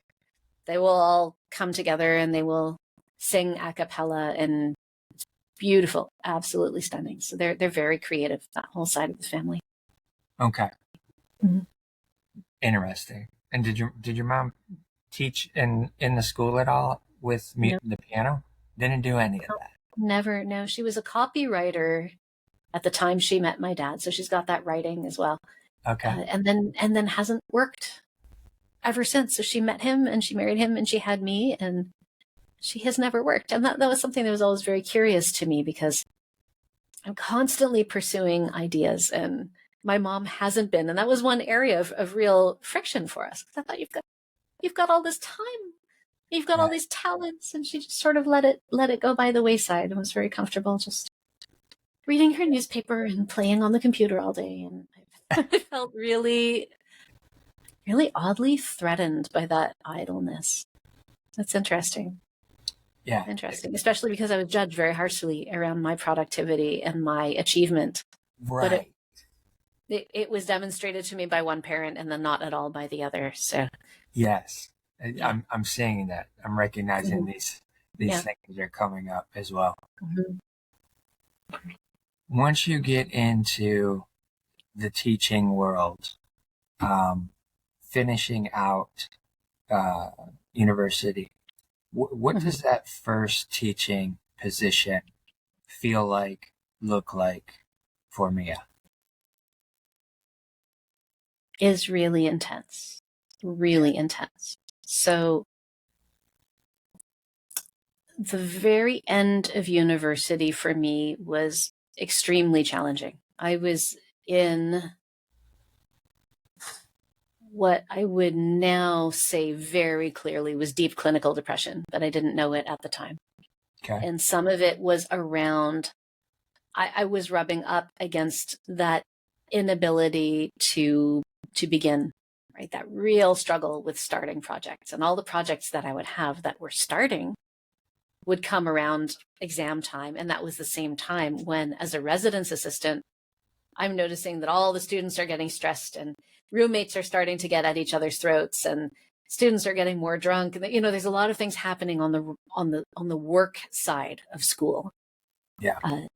I was also running the computer network that year because there was a hiring freeze. The guy who ran our computer lab, he quit like a diva. He said, "I'm out. You try and replace me. See what happens when I'm gone." And they said, "Well, we're not allowed to hire anyone." So they pointed at us existing staff and they said, "Anyone want to run the computer network?" And I said, I'll try. And they handed me the keys and suddenly I'm running a computer network and learning how to, Oh, oh my wow. goodness, it was incredible. So there was a whole other side where I was, installing Ethernet cards in people's machines and crawling around fixing computers. And so I had that going on and I loved that, but I would prioritize that over doing the work. And so I was excelling in the teaching part, excelling in the RA part of my life and the computer part of my life, and then avoiding getting started on the little bits and pieces that were going to carry me through the end of university. So I found that very stressful. And I didn't have the kind of boundaries where I knew how to say no when someone would say, "Oh, Mia, could you do this? Could you do that?" I would just say yes to everything. And I reached a point where I wasn't eating and I wasn't sleeping and I was yelling about math in the night. Like I was waking up yelling. And it was my first experience with severe burnout, my worst experience with burnout. And I've experienced burnout several times since, but there's a particular kind of burnout associated with neurodiversity. Sometimes it's ADHD paralysis or it's autistic burnout that I didn't have words for at that time. But some of the areas where I could not start, I could not finish, I could not function were they came at the intersection of my my limitations in terms of executive function and productivity and all these pressures coming from Right. this intense time in school. So I muddled my way through. That's a whole other story, but I struggled through it. I muddled through it. And then we're in this teaching co-op placement that you're talking about, which went into my first year teaching. And some really interesting things happened. One was that I was placed in a very poor school. So my university was it was adjacent to a really poor community, right? And so it was a little bit ghetto. It was really the city was not putting the same kind of infrastructure in this poor area as they were in the richer areas. And it was interesting. Even the buses that went through looked like they were 30 years older than the buses in other areas of the city. And I didn't understand why. And then I was placed in a school in that area because it was close to my residence. And those students were showing up, and they were struggling, right? So some of them were coming to school hungry, and their brothers were in gangs, and they were all immigrant children. Some of them were reading at a first grade level, though I was teaching 7th grade. And then the administration, the curriculum, is telling me that I needed to teach them Steinbeck. And they can't read Steinbeck. They can't even read Roald Dahl. Like, we had to go back several years, and I'm trying to meet these curriculum objectives with these kids who just can't get there. And I didn't have the skills to be able to scaffold them. I didn't yet have the classroom management skills to be able to handle a class like that. And it was at the time of severe cuts to our education system because of the government we had in place. And I ended up with 37 kids in my class, and they were bigger than me. Like, they were, these kids were 12, right? And I'm only 5 feet tall. So they're bigger than me, and they're stinky, and they're hormonal, and they're grouchy. And I tried so hard. I just poured my heart into making a difference. I was so idealistic. I had these things I wanted to do. I'm an optimist. I saw the best in every single student. I tried so hard, and ultimately started neglecting myself, right? Started neglecting my self-care, started giving myself over to this classroom. And again, burnout, right? I burned myself out so badly. And I remember parents coming in to do parent-teacher interviews, and they're asking me, what do I do about my kid? I was like, I don't know. I'm like, how old was I? 21 or 22 or something. I don't know. I'm a child. I don't know what you do about your kid, but I can tell you how he shows up, right? I had 2 kids with fetal alcohol syndrome who were best friends, they had severe special needs. They really, really needed much more support than the school was able to give them.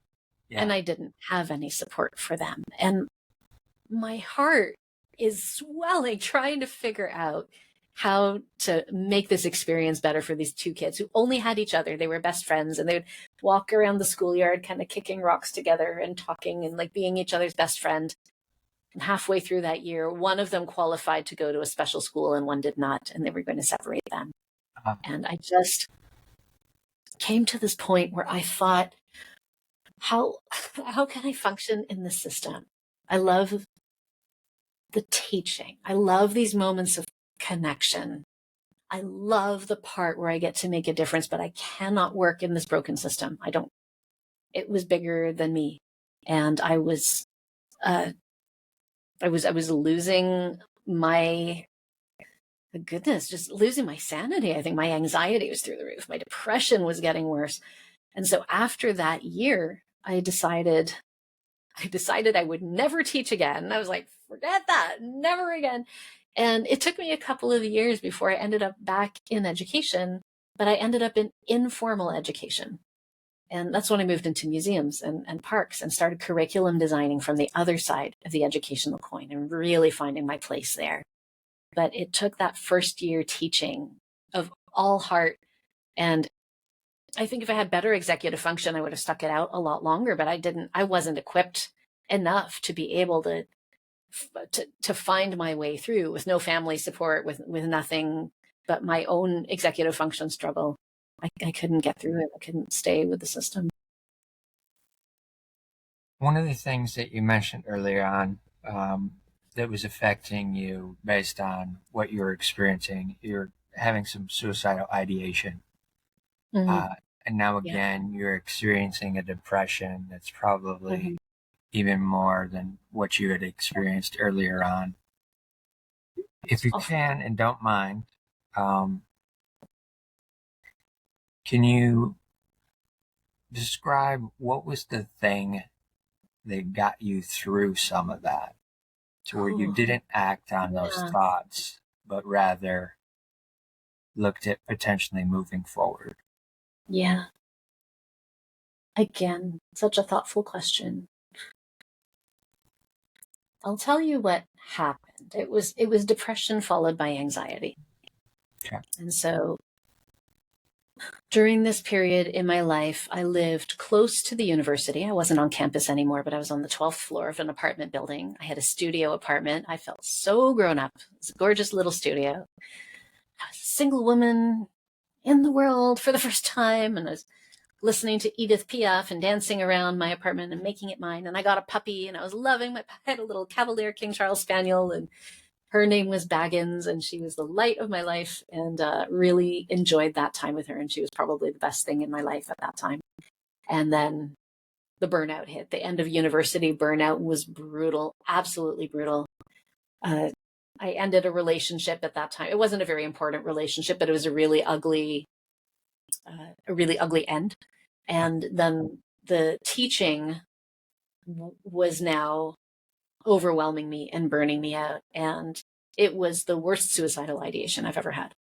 I remember feeling like a failure. I remember looking at this thing I was trying to do, and I was like, there are teachers everywhere who are doing incredible things, but there's also teachers everywhere who really don't have any skills, and I can't even do that, right? My inner voice was very mean to myself, that I can't even do this, right?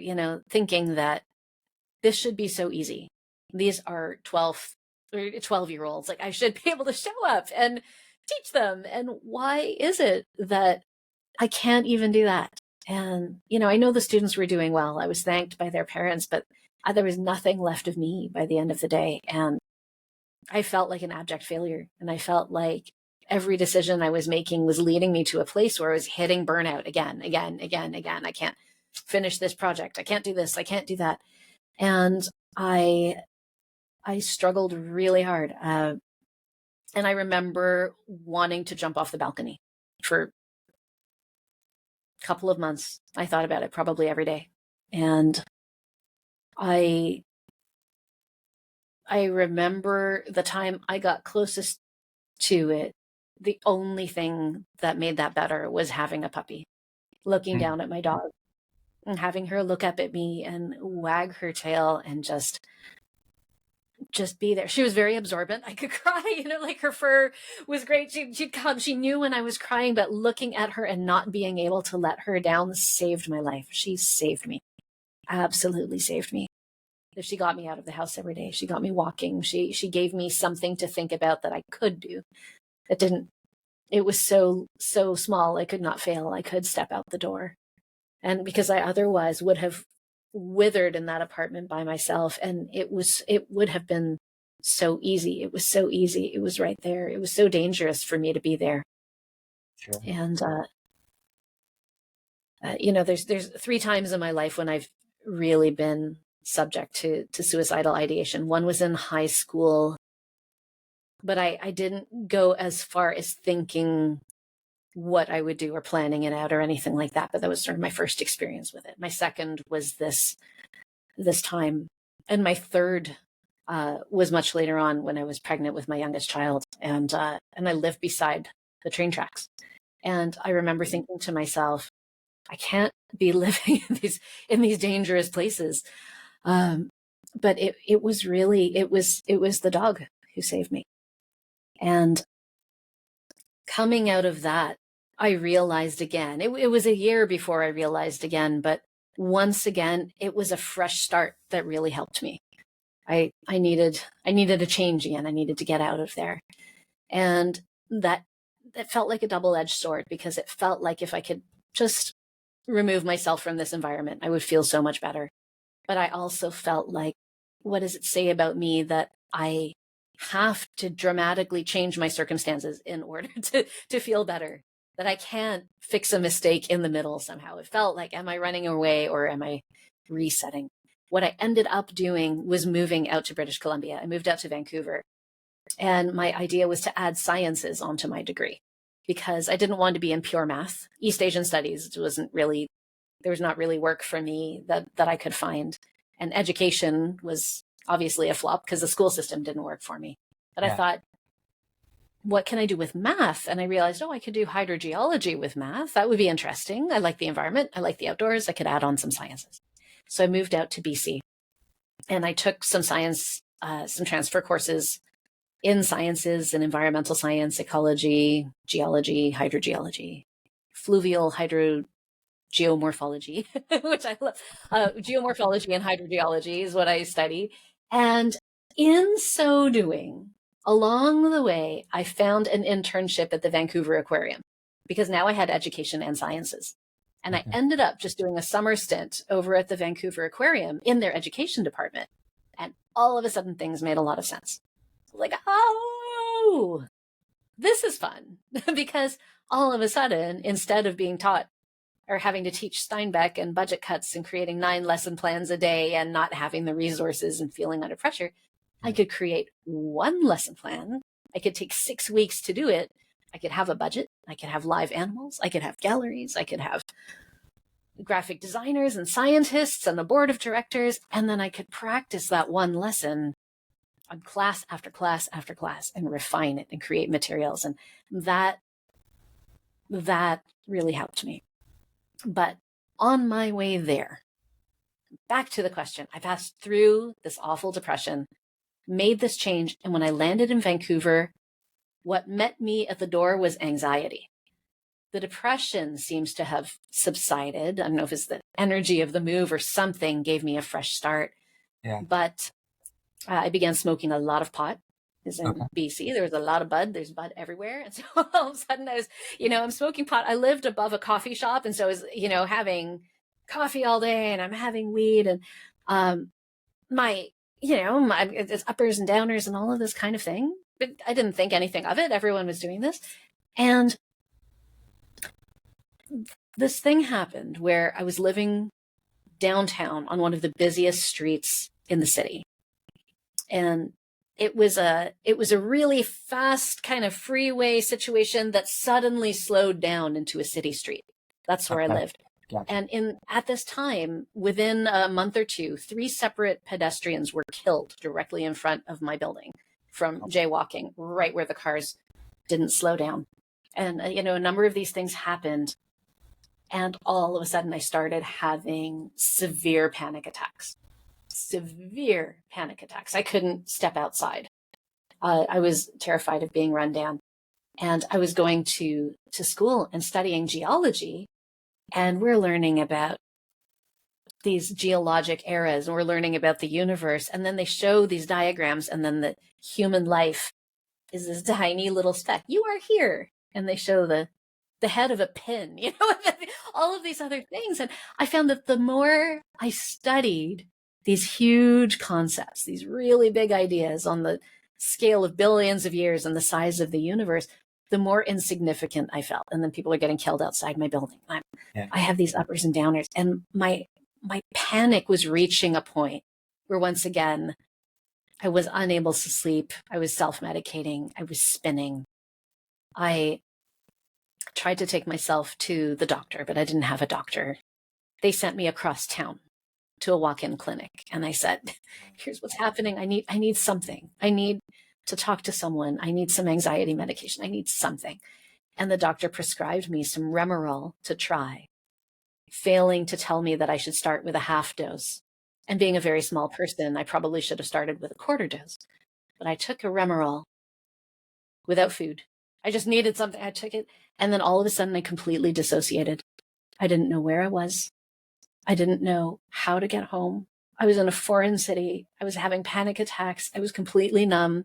And it was probably the scariest moment I had in terms of my mental health. Even scarier than the suicidal ideation was just feeling that dissociated and that scared in this city where I didn't know. And to this day, I can't tell you how I got home. I don't know. I think I must have hailed a cab and given them my address or something because I didn't know how to get home from there. But if I can bring it back to your question, what got me through what got me through, there were two or three things that got me through. One of them was this practice I started taking of clearing my head every time I had a drink of water or went through a doorway. Every time I went through a doorway, I would just take a breath and center. Every time I drank water, I would take a breath and center. But the thing that got me through most was one quote from a friend that I met. And I don't think he knows this. I should reach back to him and tell him, but I met a friend named Giles, who was a couple of years younger than me. He was so young. I think he was 19. And we were working on a geology project together. And I was telling him what I was experiencing and how tiny I felt and this panic. And I was in tears. And I said, Giles, I just feel like it doesn't matter. Look at the size of this. No matter what I do now, no matter what I create, no matter what I leave behind, it doesn't matter. And he looked at me and he said, Mia, look at this. Look at our friendship. Look at this connection. Look at this incredible human being that you are in this moment right now. Maybe this is important and it's the bigger picture that doesn't matter. Right. And he said that and everything landed for me. Oh. And it was so powerful. And I remember also thinking in that time, my very last panic attack came when I was in existential angst and very, very, very fixated on the meaning of life and the idea of nothingness, the idea of, the idea of disappearing and not mattering is kind of nihilism. And I remember thinking to myself, if only I were religious like my mom, which I'm not, but I thought if I believed in God for a moment, all of this would go away. If I believed in an afterlife, if I believed in heaven, I would not be in this situation right now. And I said, let me just take 2 minutes right now and close my eyes and believe against all belief that there is something bigger than me that I can't understand right now and that is not given to me to know, that maybe religion is answering, that maybe something else, but there is something bigger than me at play. Let me just close my eyes for 2 minutes and feel that. And everything that I was feeling dissolved in those 2 minutes. So I think what got me through was this practice of bringing it back to myself. These words from Giles, that this moment you and I are having, Rich, right? Like the ability to share, the ability to live this leading edge of life with someone else and to create these memories together. And the absolute firm belief that there is a greater picture that I am not privy to is what dramatically reduced my anxiety. And I'm a regular exerciser and that kind of thing now. I will always be prone to my chemistry. I'll always have anxiety. I'll always have depression. But there's a quote that I read at that time that also stays with me. I can't remember who said it, but he said, live first and then worry about the meaning of life and then live again. And I feel like I passed through that. I lived, I freaked the fuck out.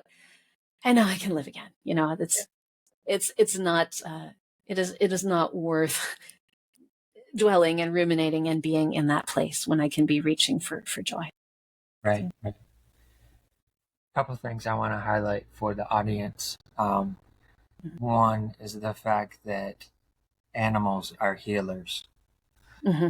We don't understand them from that perspective very often, but they are. And it's becoming more prevalent now, fortunately, that there are different groups across the country, also especially for the veterans, having a support animal, whether it's a cat or a dog, or if there's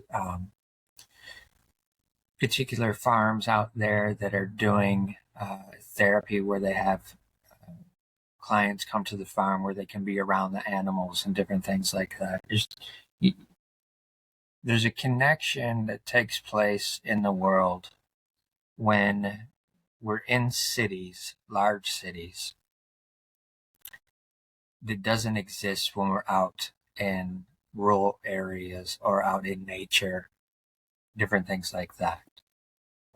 It's a shift, it's a transition, and I don't know if it's just all of the concrete and metal structures that are in place that remove us from the ground, the earth, the animals, and stuff like that.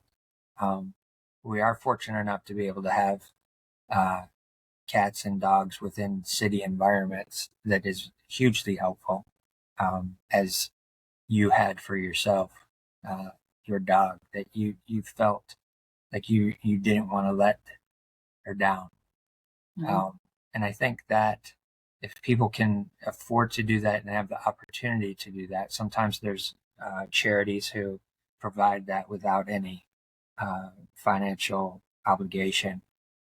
But if you can afford to do that in those times, that deep, deep depression, having a cat or a dog that you can just look at and they don't care what you're dealing with. They just look at you with love, because that's all they feel for you is the love. A lot of times that will help get you through a period that seems to be so completely dark. Yeah. The other thing that I wanted to point out was, again, highlighting what Giles said to you, where you're looking at this huge environment and the focal point was the little pin on the board, right? But also bringing in what he said, if you were to start putting more pins around that individual one that you were looking at and focused on, then all of that, what he said, would make even more sense based on the visual of that. Absolutely. Because the more pins that go into that board, the greater and bigger that expanse takes place in that community of connection, which was what his main advice was with that statement. Mm-hmm. As you're shifting to a place of, all right, I'm now in this position where it feels like the right environment for me to be able to put my skills to use. And it's in an environment that's natural, that's supporting the natural environment of things. But I'm putting this structure, this educational combination of skills that I have developed and accumulated at this point.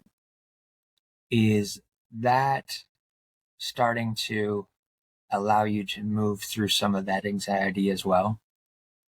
Mm-hmm. Yeah. Yeah,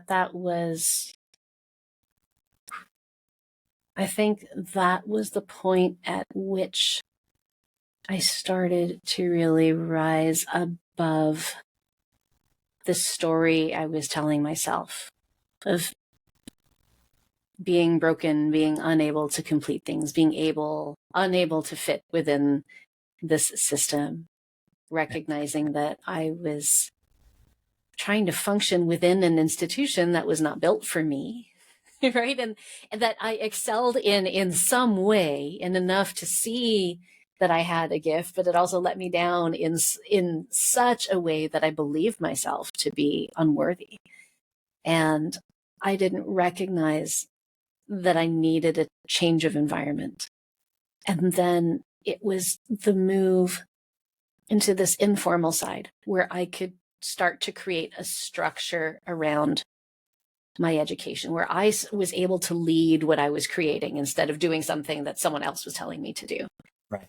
That they could come to me and say, create a program around this boring topic. And I would look at it and I'd say, are you serious? This is the most boring thing I've ever heard. And they said, no, you have free reign. Right? In university, they might have said, write an essay about this boring topic. I'm like, oh, like, no, I don't want to do that. But in this environment, here's everything you can do, create anything you want. And I could take that boring topic and I could turn it into a murder mystery, and I could create an exhibit around it, and I could do all of this stuff. All of a sudden, that connected with my inner creator.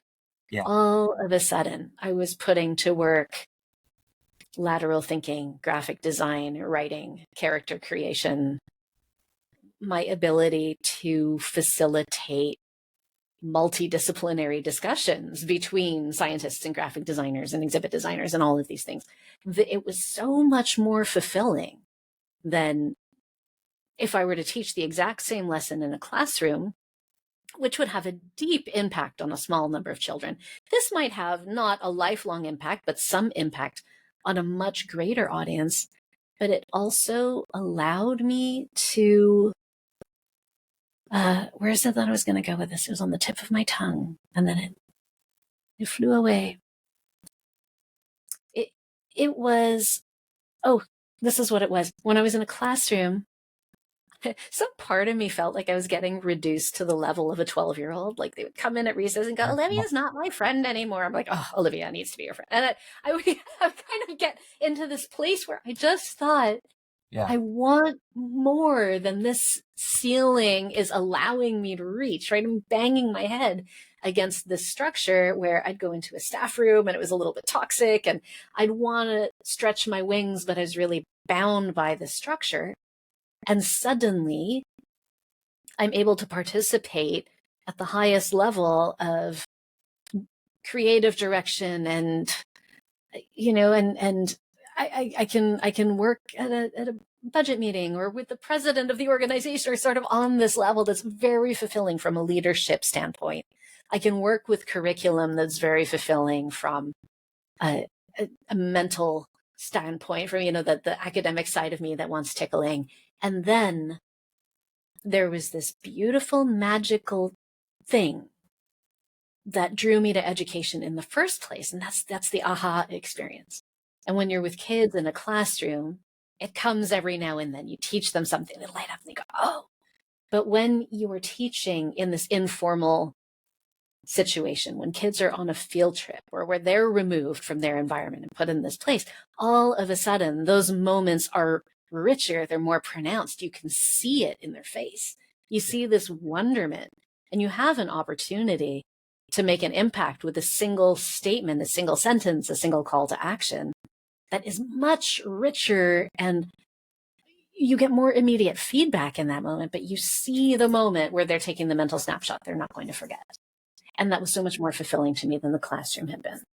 And that's where I realized that my superpower in this lateral thinking, one of my superpowers is synthesis, creating something that is whole brain from the academic side and the creative side, and all putting all of that together into something made me finally understand what it was. I was not meant to be sitting here slogging through a library project that's like requiring me to rub up against my own executive function with no support.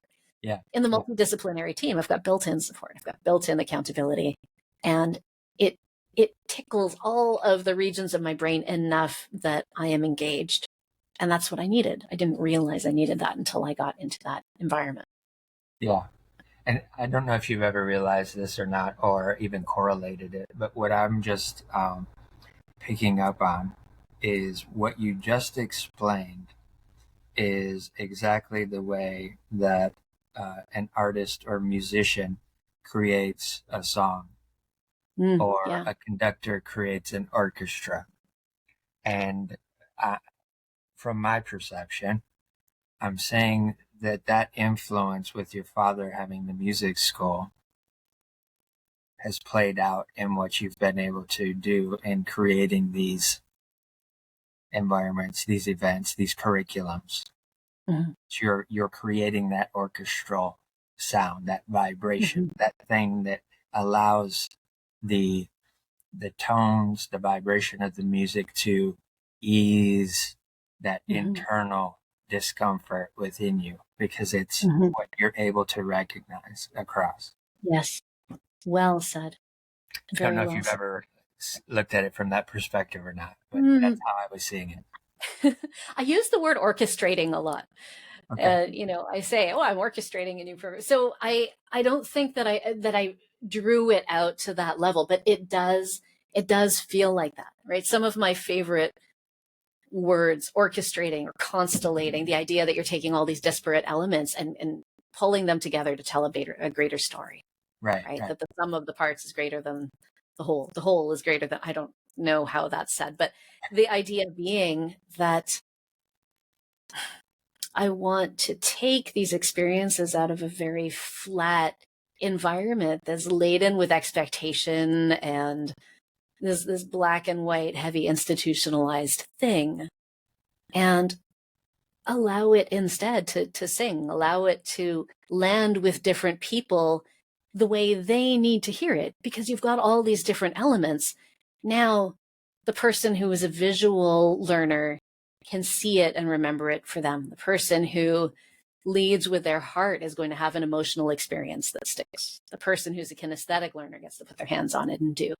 And so it just allows for a greater reach, for a richer experience for them and for me and for all of the people who are touched by these experiences. Right, right.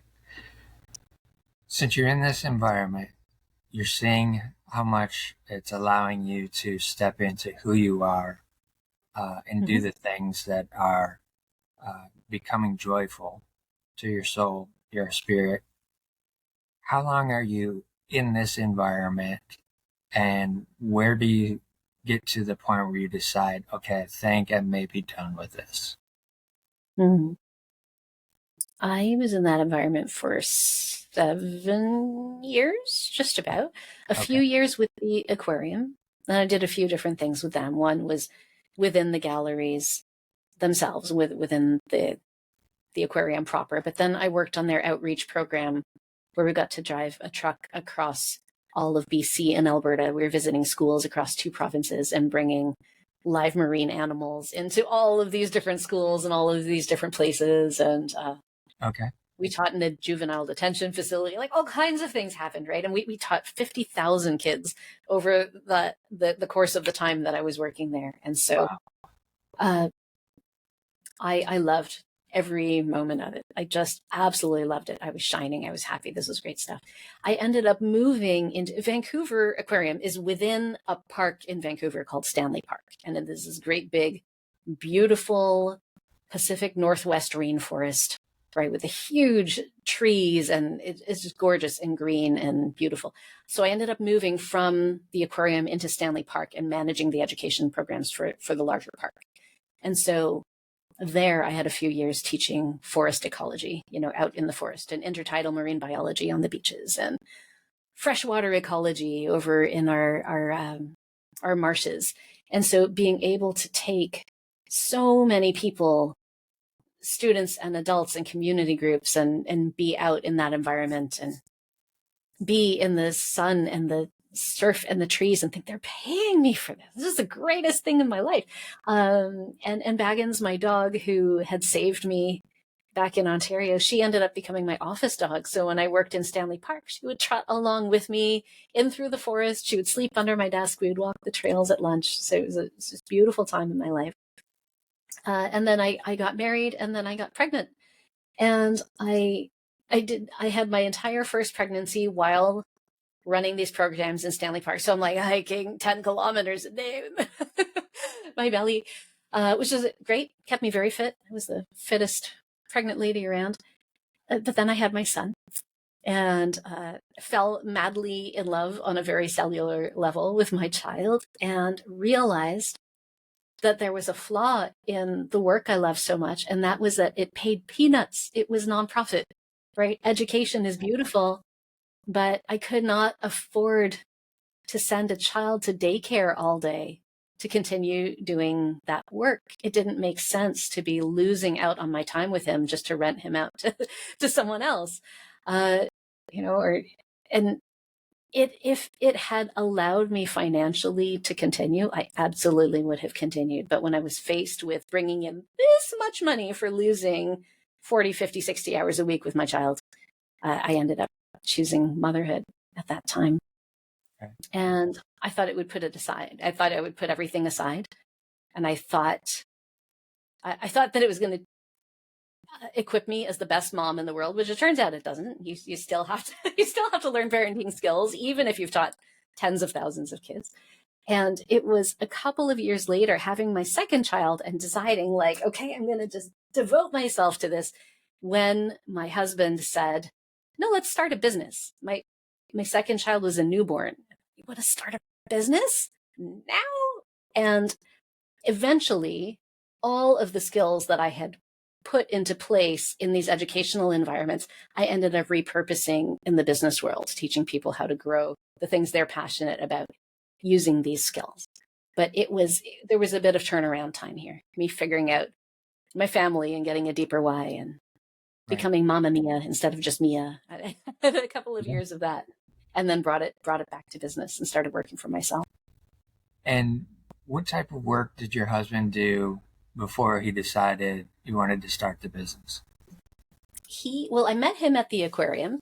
Okay. And when I first met him, he was the shark diver, which is about the coolest thing a person can be. And I loved telling people at the time, my boyfriend is a shark diver. It's very, very, there's my social capital right there.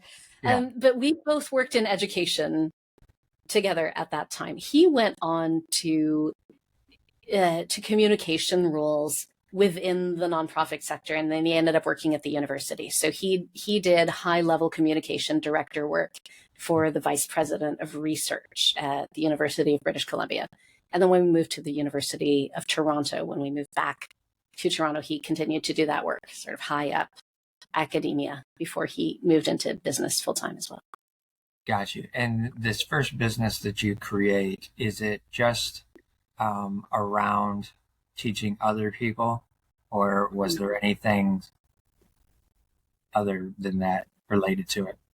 No, it was an MLM that, my Andy came home and he said, we're going to teach people about health and wealth with a health food product. And I was really annoyed, Rich. I was so annoyed. I was like, what?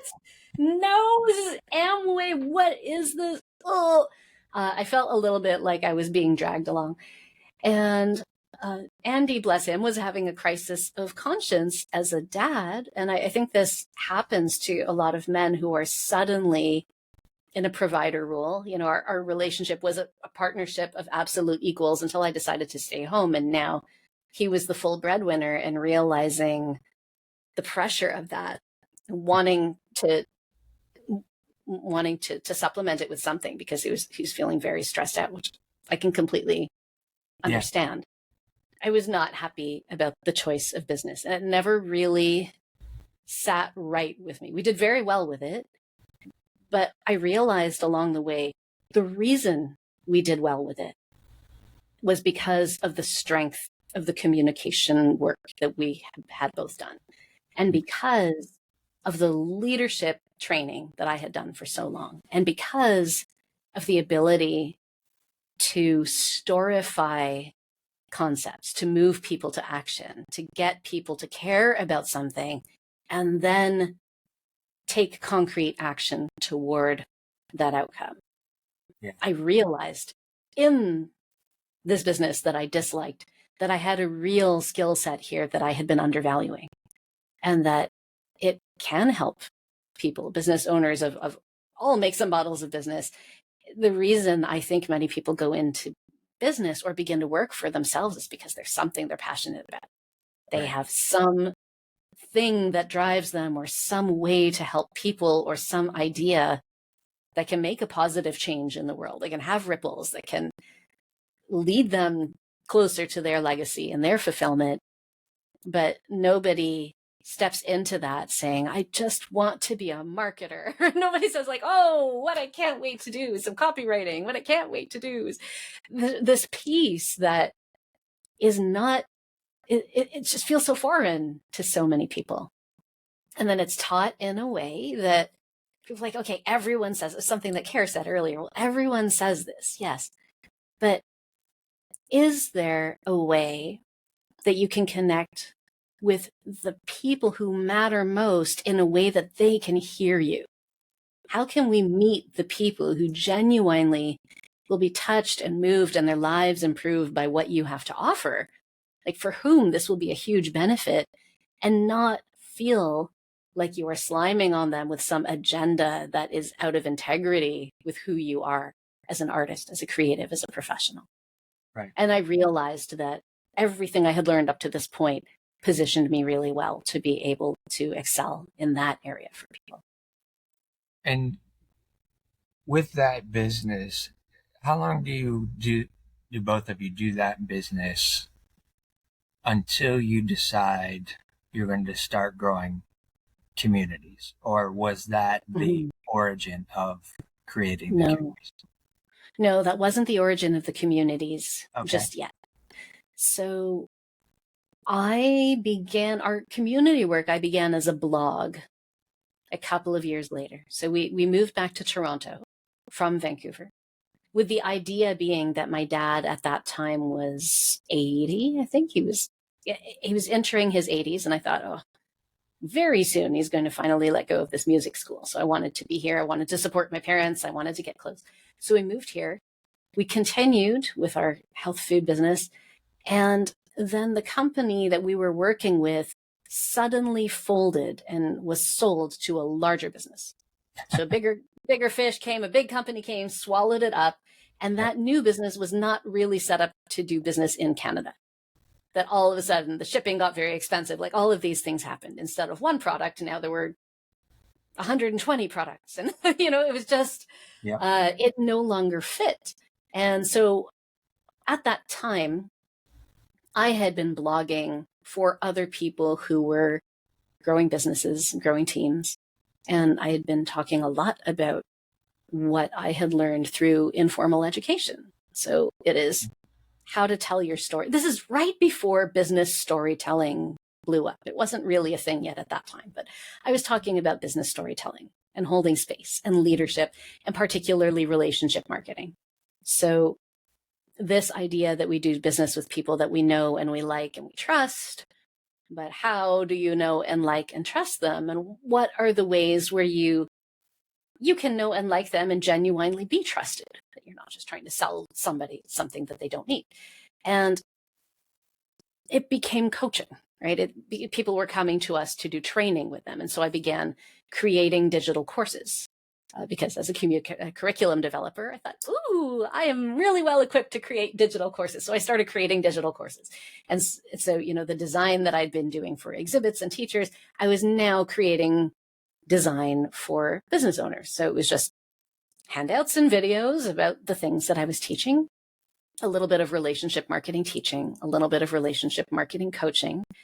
And two things happened at that time. One was that we had our third child.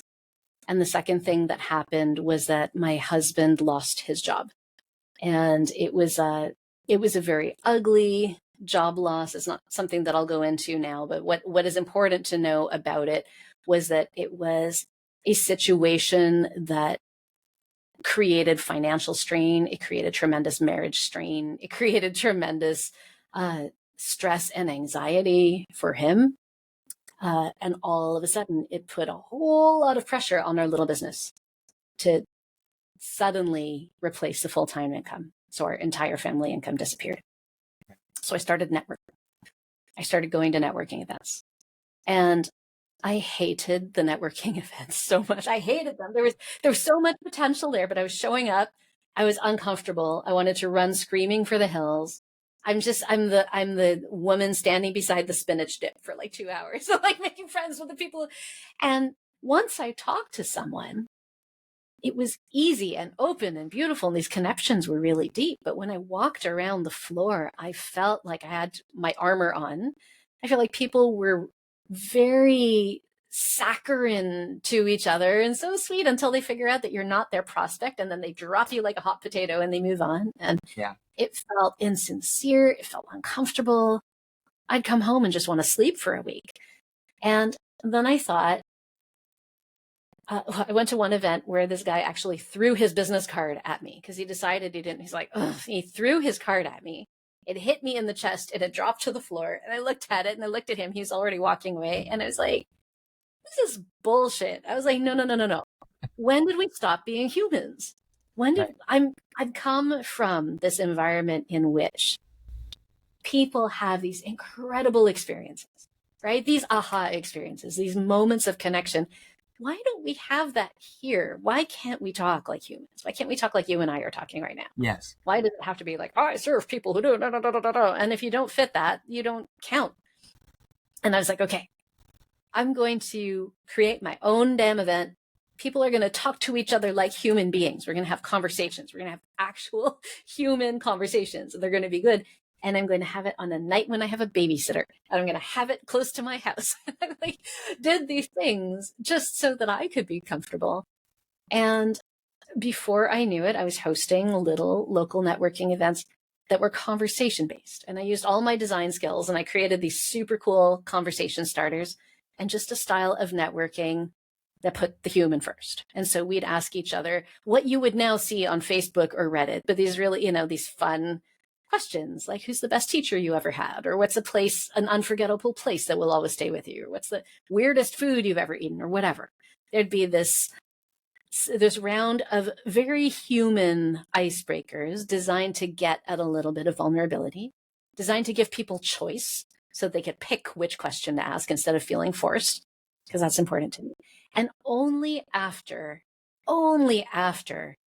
that moment of bonding happened, only once the room temperature rose and people are easy and comfortable and laughing and connected, at that point, it is allowed to become transactional, but not before that. And so what we're happening is all of these people, instead of standing around awkwardly, not knowing what to say, it's very clear what they have. They answer a question and everyone would lean in and everyone would listen. And then they're invited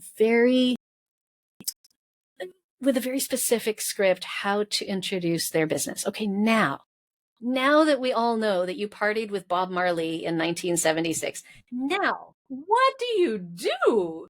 Right. I'm a banker. You're a banker? Like, tell us more. And it created just this incredible community, this incredible connection. And that community grew to 1,300 people, 1278 or something within a year. And then people started to copy it. And people started to copy my copy. And I was so mad. I was like, do I tell them to cease and desist? What do we do? And then I decided to license it instead of issuing angry letters. I started teaching people in other cities how to host gatherings like this. And that grew and grew. And within 3 years, I had grown this little conversational group into there's 120 cities across 5 countries. We were in France and Belgium and UK, Canada, and the United States. Wow. And it all brought people to that aha experience, that moment that Giles talked about, that moment you and I talk about, when you see somebody and you ask them the kind of thoughtful, curious questions you're asking, and you want to know more. Yeah. And you're holding so much space for me to talk. And people don't listen to me. Rich, this is amazing. We can talk, but people don't get that. We don't get that in our lives. We don't have the eye contact and the chance for someone else to hold space while you tell your story, and then a chance to share with deep and sincere interest what you do, who you want to help, and how other people in the room can support you. And that became my passion rather unexpectedly. I didn't set out to create a networking community. It just constellated from all these experiences. Yeah. It's a culmination of your whole life story, essentially. Yeah. Because early on, really is. Back in elementary school and being up-leveled into grades, you didn't have that connection, that community, that engagement, exactly. Right? Because you kept getting shuffled. Mm-hmm. Fast forward, now you've created this and developed it into the community that's the thing that lights you up, that inspires you, that makes you want to continue doing it. At what point, if at all, did that realization of, okay, I can license this out and it can expand, was it in the mindset that, oh, this is a business, this is something that can actually generate income for yourself and the family? And what was that looking like? Yeah, it was part of that because I was searching for a solution. The clock was ticking, and we had a severance package that was running out. Yeah. So that it was what is here? There's something here. When people started copying it, I really understood that the community was worth something. When I first started the community, it was to feed my coaching offers. I thought, oh, like have a networking group. I can be at the front of the room. People are interested in me as a coach. I can start to coach people. When I realized that the actual coaching offer was how can you do this too? How can you create greater credibility and greater community in your life, in your business by hosting gatherings like this? And I created a leadership program out of that. But that wasn't entirely my idea. I ended up with a business partner. And so I had taken a program called Meetup Marketer with Jimmy Jays, who was a digital marketer in British Columbia. And he had a program that was teaching people how to use Meetup as their social platform. So instead of using Facebook or Instagram, using Meetup. So if you're a fitness trainer, say, you could host fitness events through Meetup, and people show up on Meetup because they want to go to a fitness event. So they can go, and then they see you as the organizer, and it can benefit your primary business. And so that was the program that I used to first figure out how to create my networking group. I used Meetup Marketer. But when Jimmy created the Meetup Marketer training, it was not networking specific. It was, if you're a financial advisor, create a cash flow group. If you're a fitness trainer, do a fitness group. If you're a, fill in the blank. So whatever group is related, if you're an artist, create an art group, and then people will come. Right. So I created a networking group.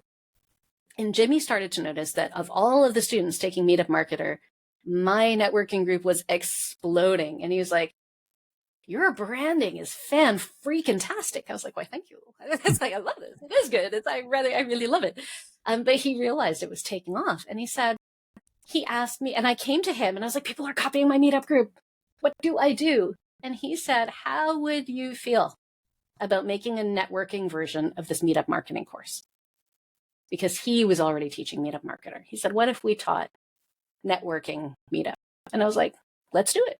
So he already had a structure in place to be able to distribute this course training. I created the training, right? I created exactly what I did. I created branding that people could just pick and choose. If they wanted to create a networking group, they could create branding. They could choose from these 6 banners.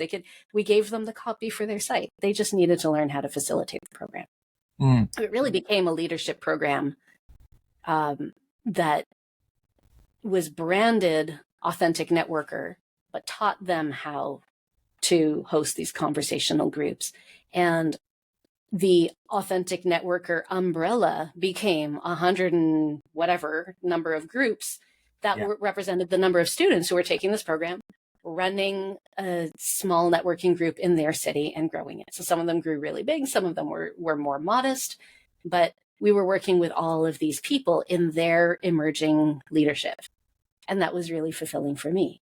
And the cool thing about that was that now if I wanted to run a workshop, let's say I want to run a workshop about targeting your ideal client, or what have I learned about telling your business story based on museum education, I could run my program to all of those 120 groups, which was pretty cool. You have like built-in affiliates across the board. So all of a sudden, that collaboration was super powerful. Collaborations is where it's at, right? I couldn't have done it on my own. He couldn't have done it on his own, but together, we put a really cool thing together. Nice. Mm-hmm. And how long has that been sustaining? It is no longer sustained, Rich. There was a crash. There's more to the story. What happened? So, COVID happened. So when COVID hit, that was the height of networking meetup for me. We had over 100 groups. We had all of these different countries. And when the entire world went into lockdown, many of my friends who had businesses were able to pivot online eventually. I mean, some of them did it quickly. Some of them took them a while, but pivoting your business online took a certain skill set, right? Which I had. But I realized I wasn't just pivoting my business online. I was pivoting 120 different situations online. And so with all of my group owners, some of them were in Florida where everything was open.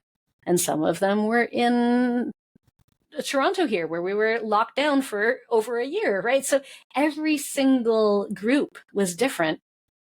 And what was difficult at that point was that I became support for all of these individuals, and the money was no longer coming in, right? Everything stopped because people were no longer meeting in person. And I could pivot some of them to online, but I couldn't do that and also support every single one of my clients. And it started to create tremendous strain on my marriage. My marriage ended up dissolving. So it had, I feel like COVID just brought a magnifying glass to everything that's going on. People who are strong remain strong, and there were cracks already showing in my marriage. But when you add business stress and financial stress to that, it ended up falling apart. And so we put that on hold. I continued to do online programs for a while, but all of a sudden my marriage had ended and I became a single mom. And then I moved back in with my parents to help me land during COVID until that ended and I could go out and find my own place again. Yeah. And then in that time, my dad became very sick and I ended up being his caregiver for 4 years. And so my circumstances went into a black hole for a little while.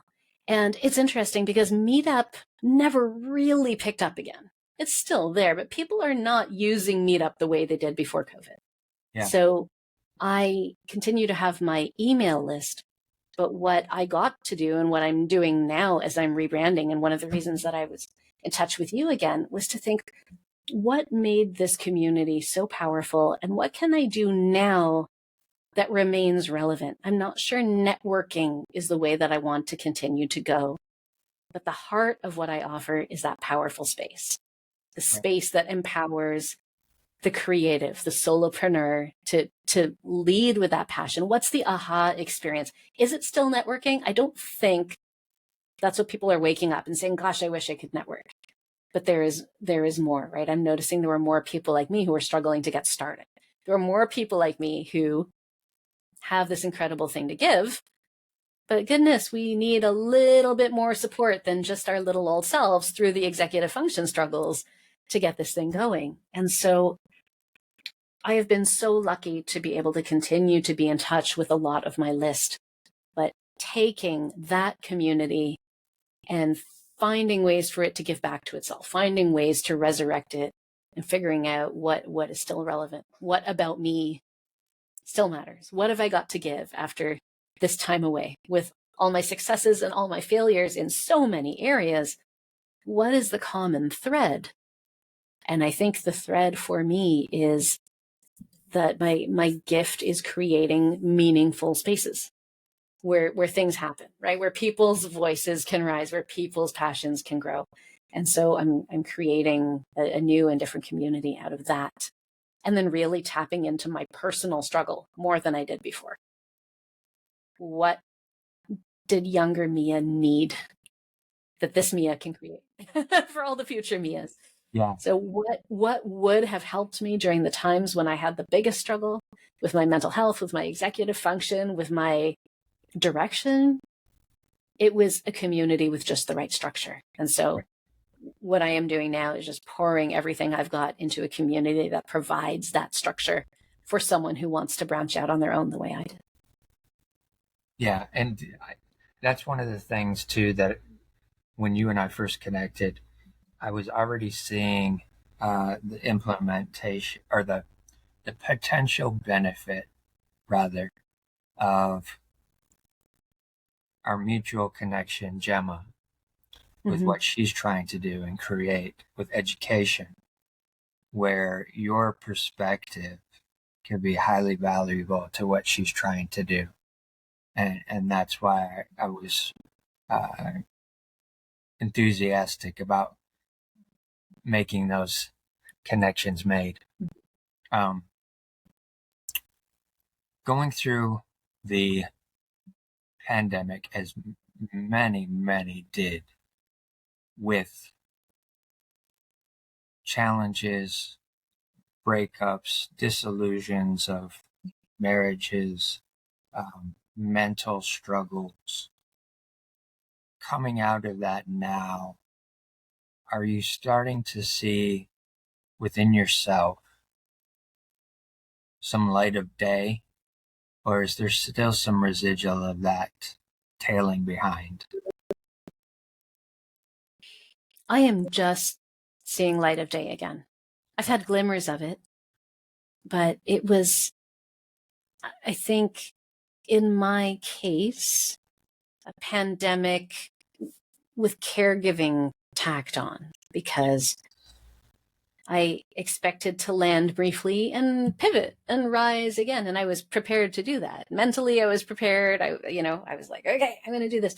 But then life happens, right? And so when life throws a curveball at you, my dad got sick and I thought, okay, well, I'll take care of him for a while. He ended up closing the music school in the end. After holding the music school over my head my whole life, he just ended up deciding to close it. I was like, that was my carrot on a stick. Every time I misbehaved, you held that in front of me and now it's gone.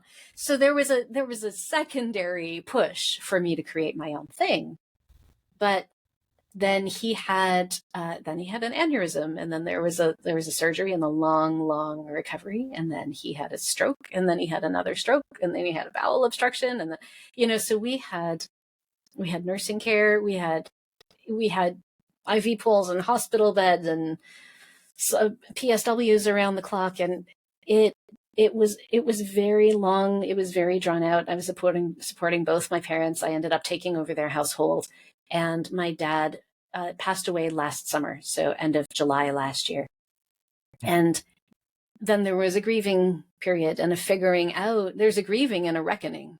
Yeah. Now that I'm here and my entire identity has been stripped away, I was beginning to define myself by my success. I was beginning to see where I was going. Sure. I had a home and I had a marriage and I had this business and I had purpose, and all of that was stripped away. Now I get to reckon with what is me, what remains me through all of this. I look with envy at the people who knew what they wanted to do at 12, 13, 14, and they're at it. Yeah. That's not it for me. And I have these huge burning gifts inside of me, but the circumstances of my life didn't lend themselves to being able to sustain those gifts long enough to feel like I really got a career foothold. However, now that period is behind me, the work that I have poured into learning from my past business and building from there is, I think, the best work I've ever done. Some of the stuff that I've showed you with my community and the podcast that I'm creating and all of the work around that, it is the clearest work. It is the most inspired work. I think that is the work that has the most ability to help people. And it is the work that I want to do. Moreover, I feel like I can continue to do it. And I've tried to create a community that is the support I need. I actually need accountability. So let me create a community that holds me accountable. So my own community is helping me, and hopefully it helps other people too. So it's that synthesis, it's that orchestration, it's that constellation, it's bringing all of these things together. And everyone that has had a sneak peek of it has said, there is something here. There is something here that's really good. And so I'm grateful for everything that I've come through. But you're right, post-pandemic, this is my first glimmer of light. It's the first sense that I'm through the tunnel. And the first sense that even should things get rocked again tomorrow, this is the most clarity I've had in many years. I had to sit down and create the clarity. I had to move all of the circumstances aside and say, what very specifically do I want to create in this world, and who do I want to help, and how do I want to help them, instead of just asking myself the question to actually derive an answer or pick an answer, choose a spot, start there, and then watch it iterate. Yeah. I stopped waiting for the answer and started just like landing on something and beginning from that point, because waiting for the answer to come to me wasn't working. Yeah, I think that's great advice for just anybody, especially creatives. A lot of times they get stuck in the analysis paralysis, what they want to do, what they want to create, and they just don't. A lot of times it's just a simple scenario of just taking a piece of paper and a pencil or a pen and just scribbling. for 5 minutes and just allowing your hand to move across the paper. Mm-hmm. And in doing Mm-hmm. so, a lot of times what takes place is the brain shifts into the function of idea and creation at that point, because there's movement, Yeah. which Yep. plays into, the whole storyline of when we're thinking about how we're going to take care of ourselves with dealing with mental health. Yes. We're looking at physical activity to play into that, because that movement of the body allows for the chemicals inside to start functioning properly again, start moving throughout, and it helps bring clarity, Absolutely. different things like that.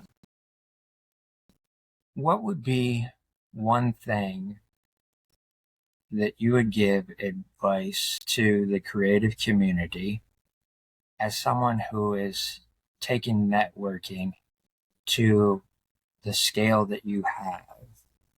What would be one thing that you would give the creative community advice at, in terms of if they don't know how to network to get their work, their art, whatever they're creating, whether it's music, Mm-hmm. whether it's fine art, whether it's just graphic design, whether it's sculpture, any of the above, what would be one thing that you would give them advice in terms of, you can do this and you're potentially going to see results rather quickly? Mm-hmm. That's a really good question. I think something that people miss when they're networking is the number of different kinds of networking connections you can be making. And I know I missed it. When I first started networking, I was looking for clients. Buy my thing. So you're looking for people to engage with your work or purchase from you or something like that. And that, I think, is what was creating a lot of the discomfort on both sides. A lot of the awkwardness is trying to sell and pretend you're not selling, and entering into networking as a buying and selling proposition. When you stop to think, a lot of us here, okay, we're not hunting, we're farming. You've got to plant the seeds, you've got to give value, you've got to nurture the relationships. We all kind of know that. But what I have learned that has been most beneficial was to really think about categories of relationships as you're meeting people. So there could be the person who's your ideal client. Probably not. Maybe 2-3% of the people you meet might be your ideal client, sure. But then there could also be collaborators, right? Like Jimmy. Some of the most valuable relationships in my world have been the ones where we have a common mindset. We maybe serve the same kind of audience, and we can put something together. We can share each other's audiences. We can do what you and I are doing, Rich. Like we can have discussions. We can reach broader people. We can facilitate conversations that just have a greater impact in the world. And maybe that is a collaborator on a single project, single episode, but maybe it's a collaborator like Jimmy, where we worked together for years and we created full-time incomes for each other.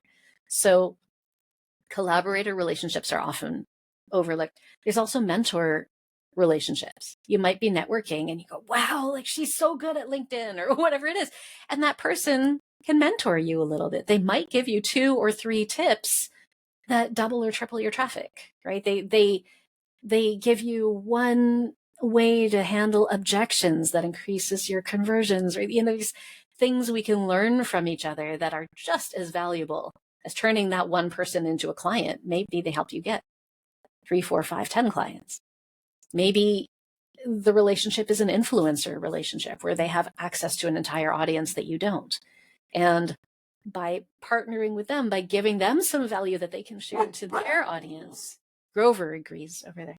But by doing that, you can have a much greater impact. And so stopping to make that a little bit more deliberate before entering into a networking situation or before a big social media push, really thinking, what could I use in my business right now? Is it referral partners? Is it mentors? Is it collaborators?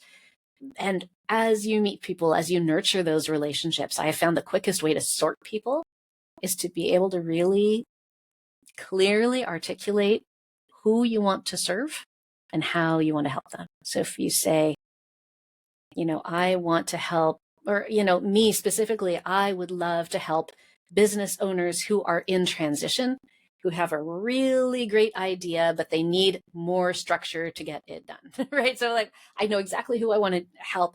And they might say, oh, that's me.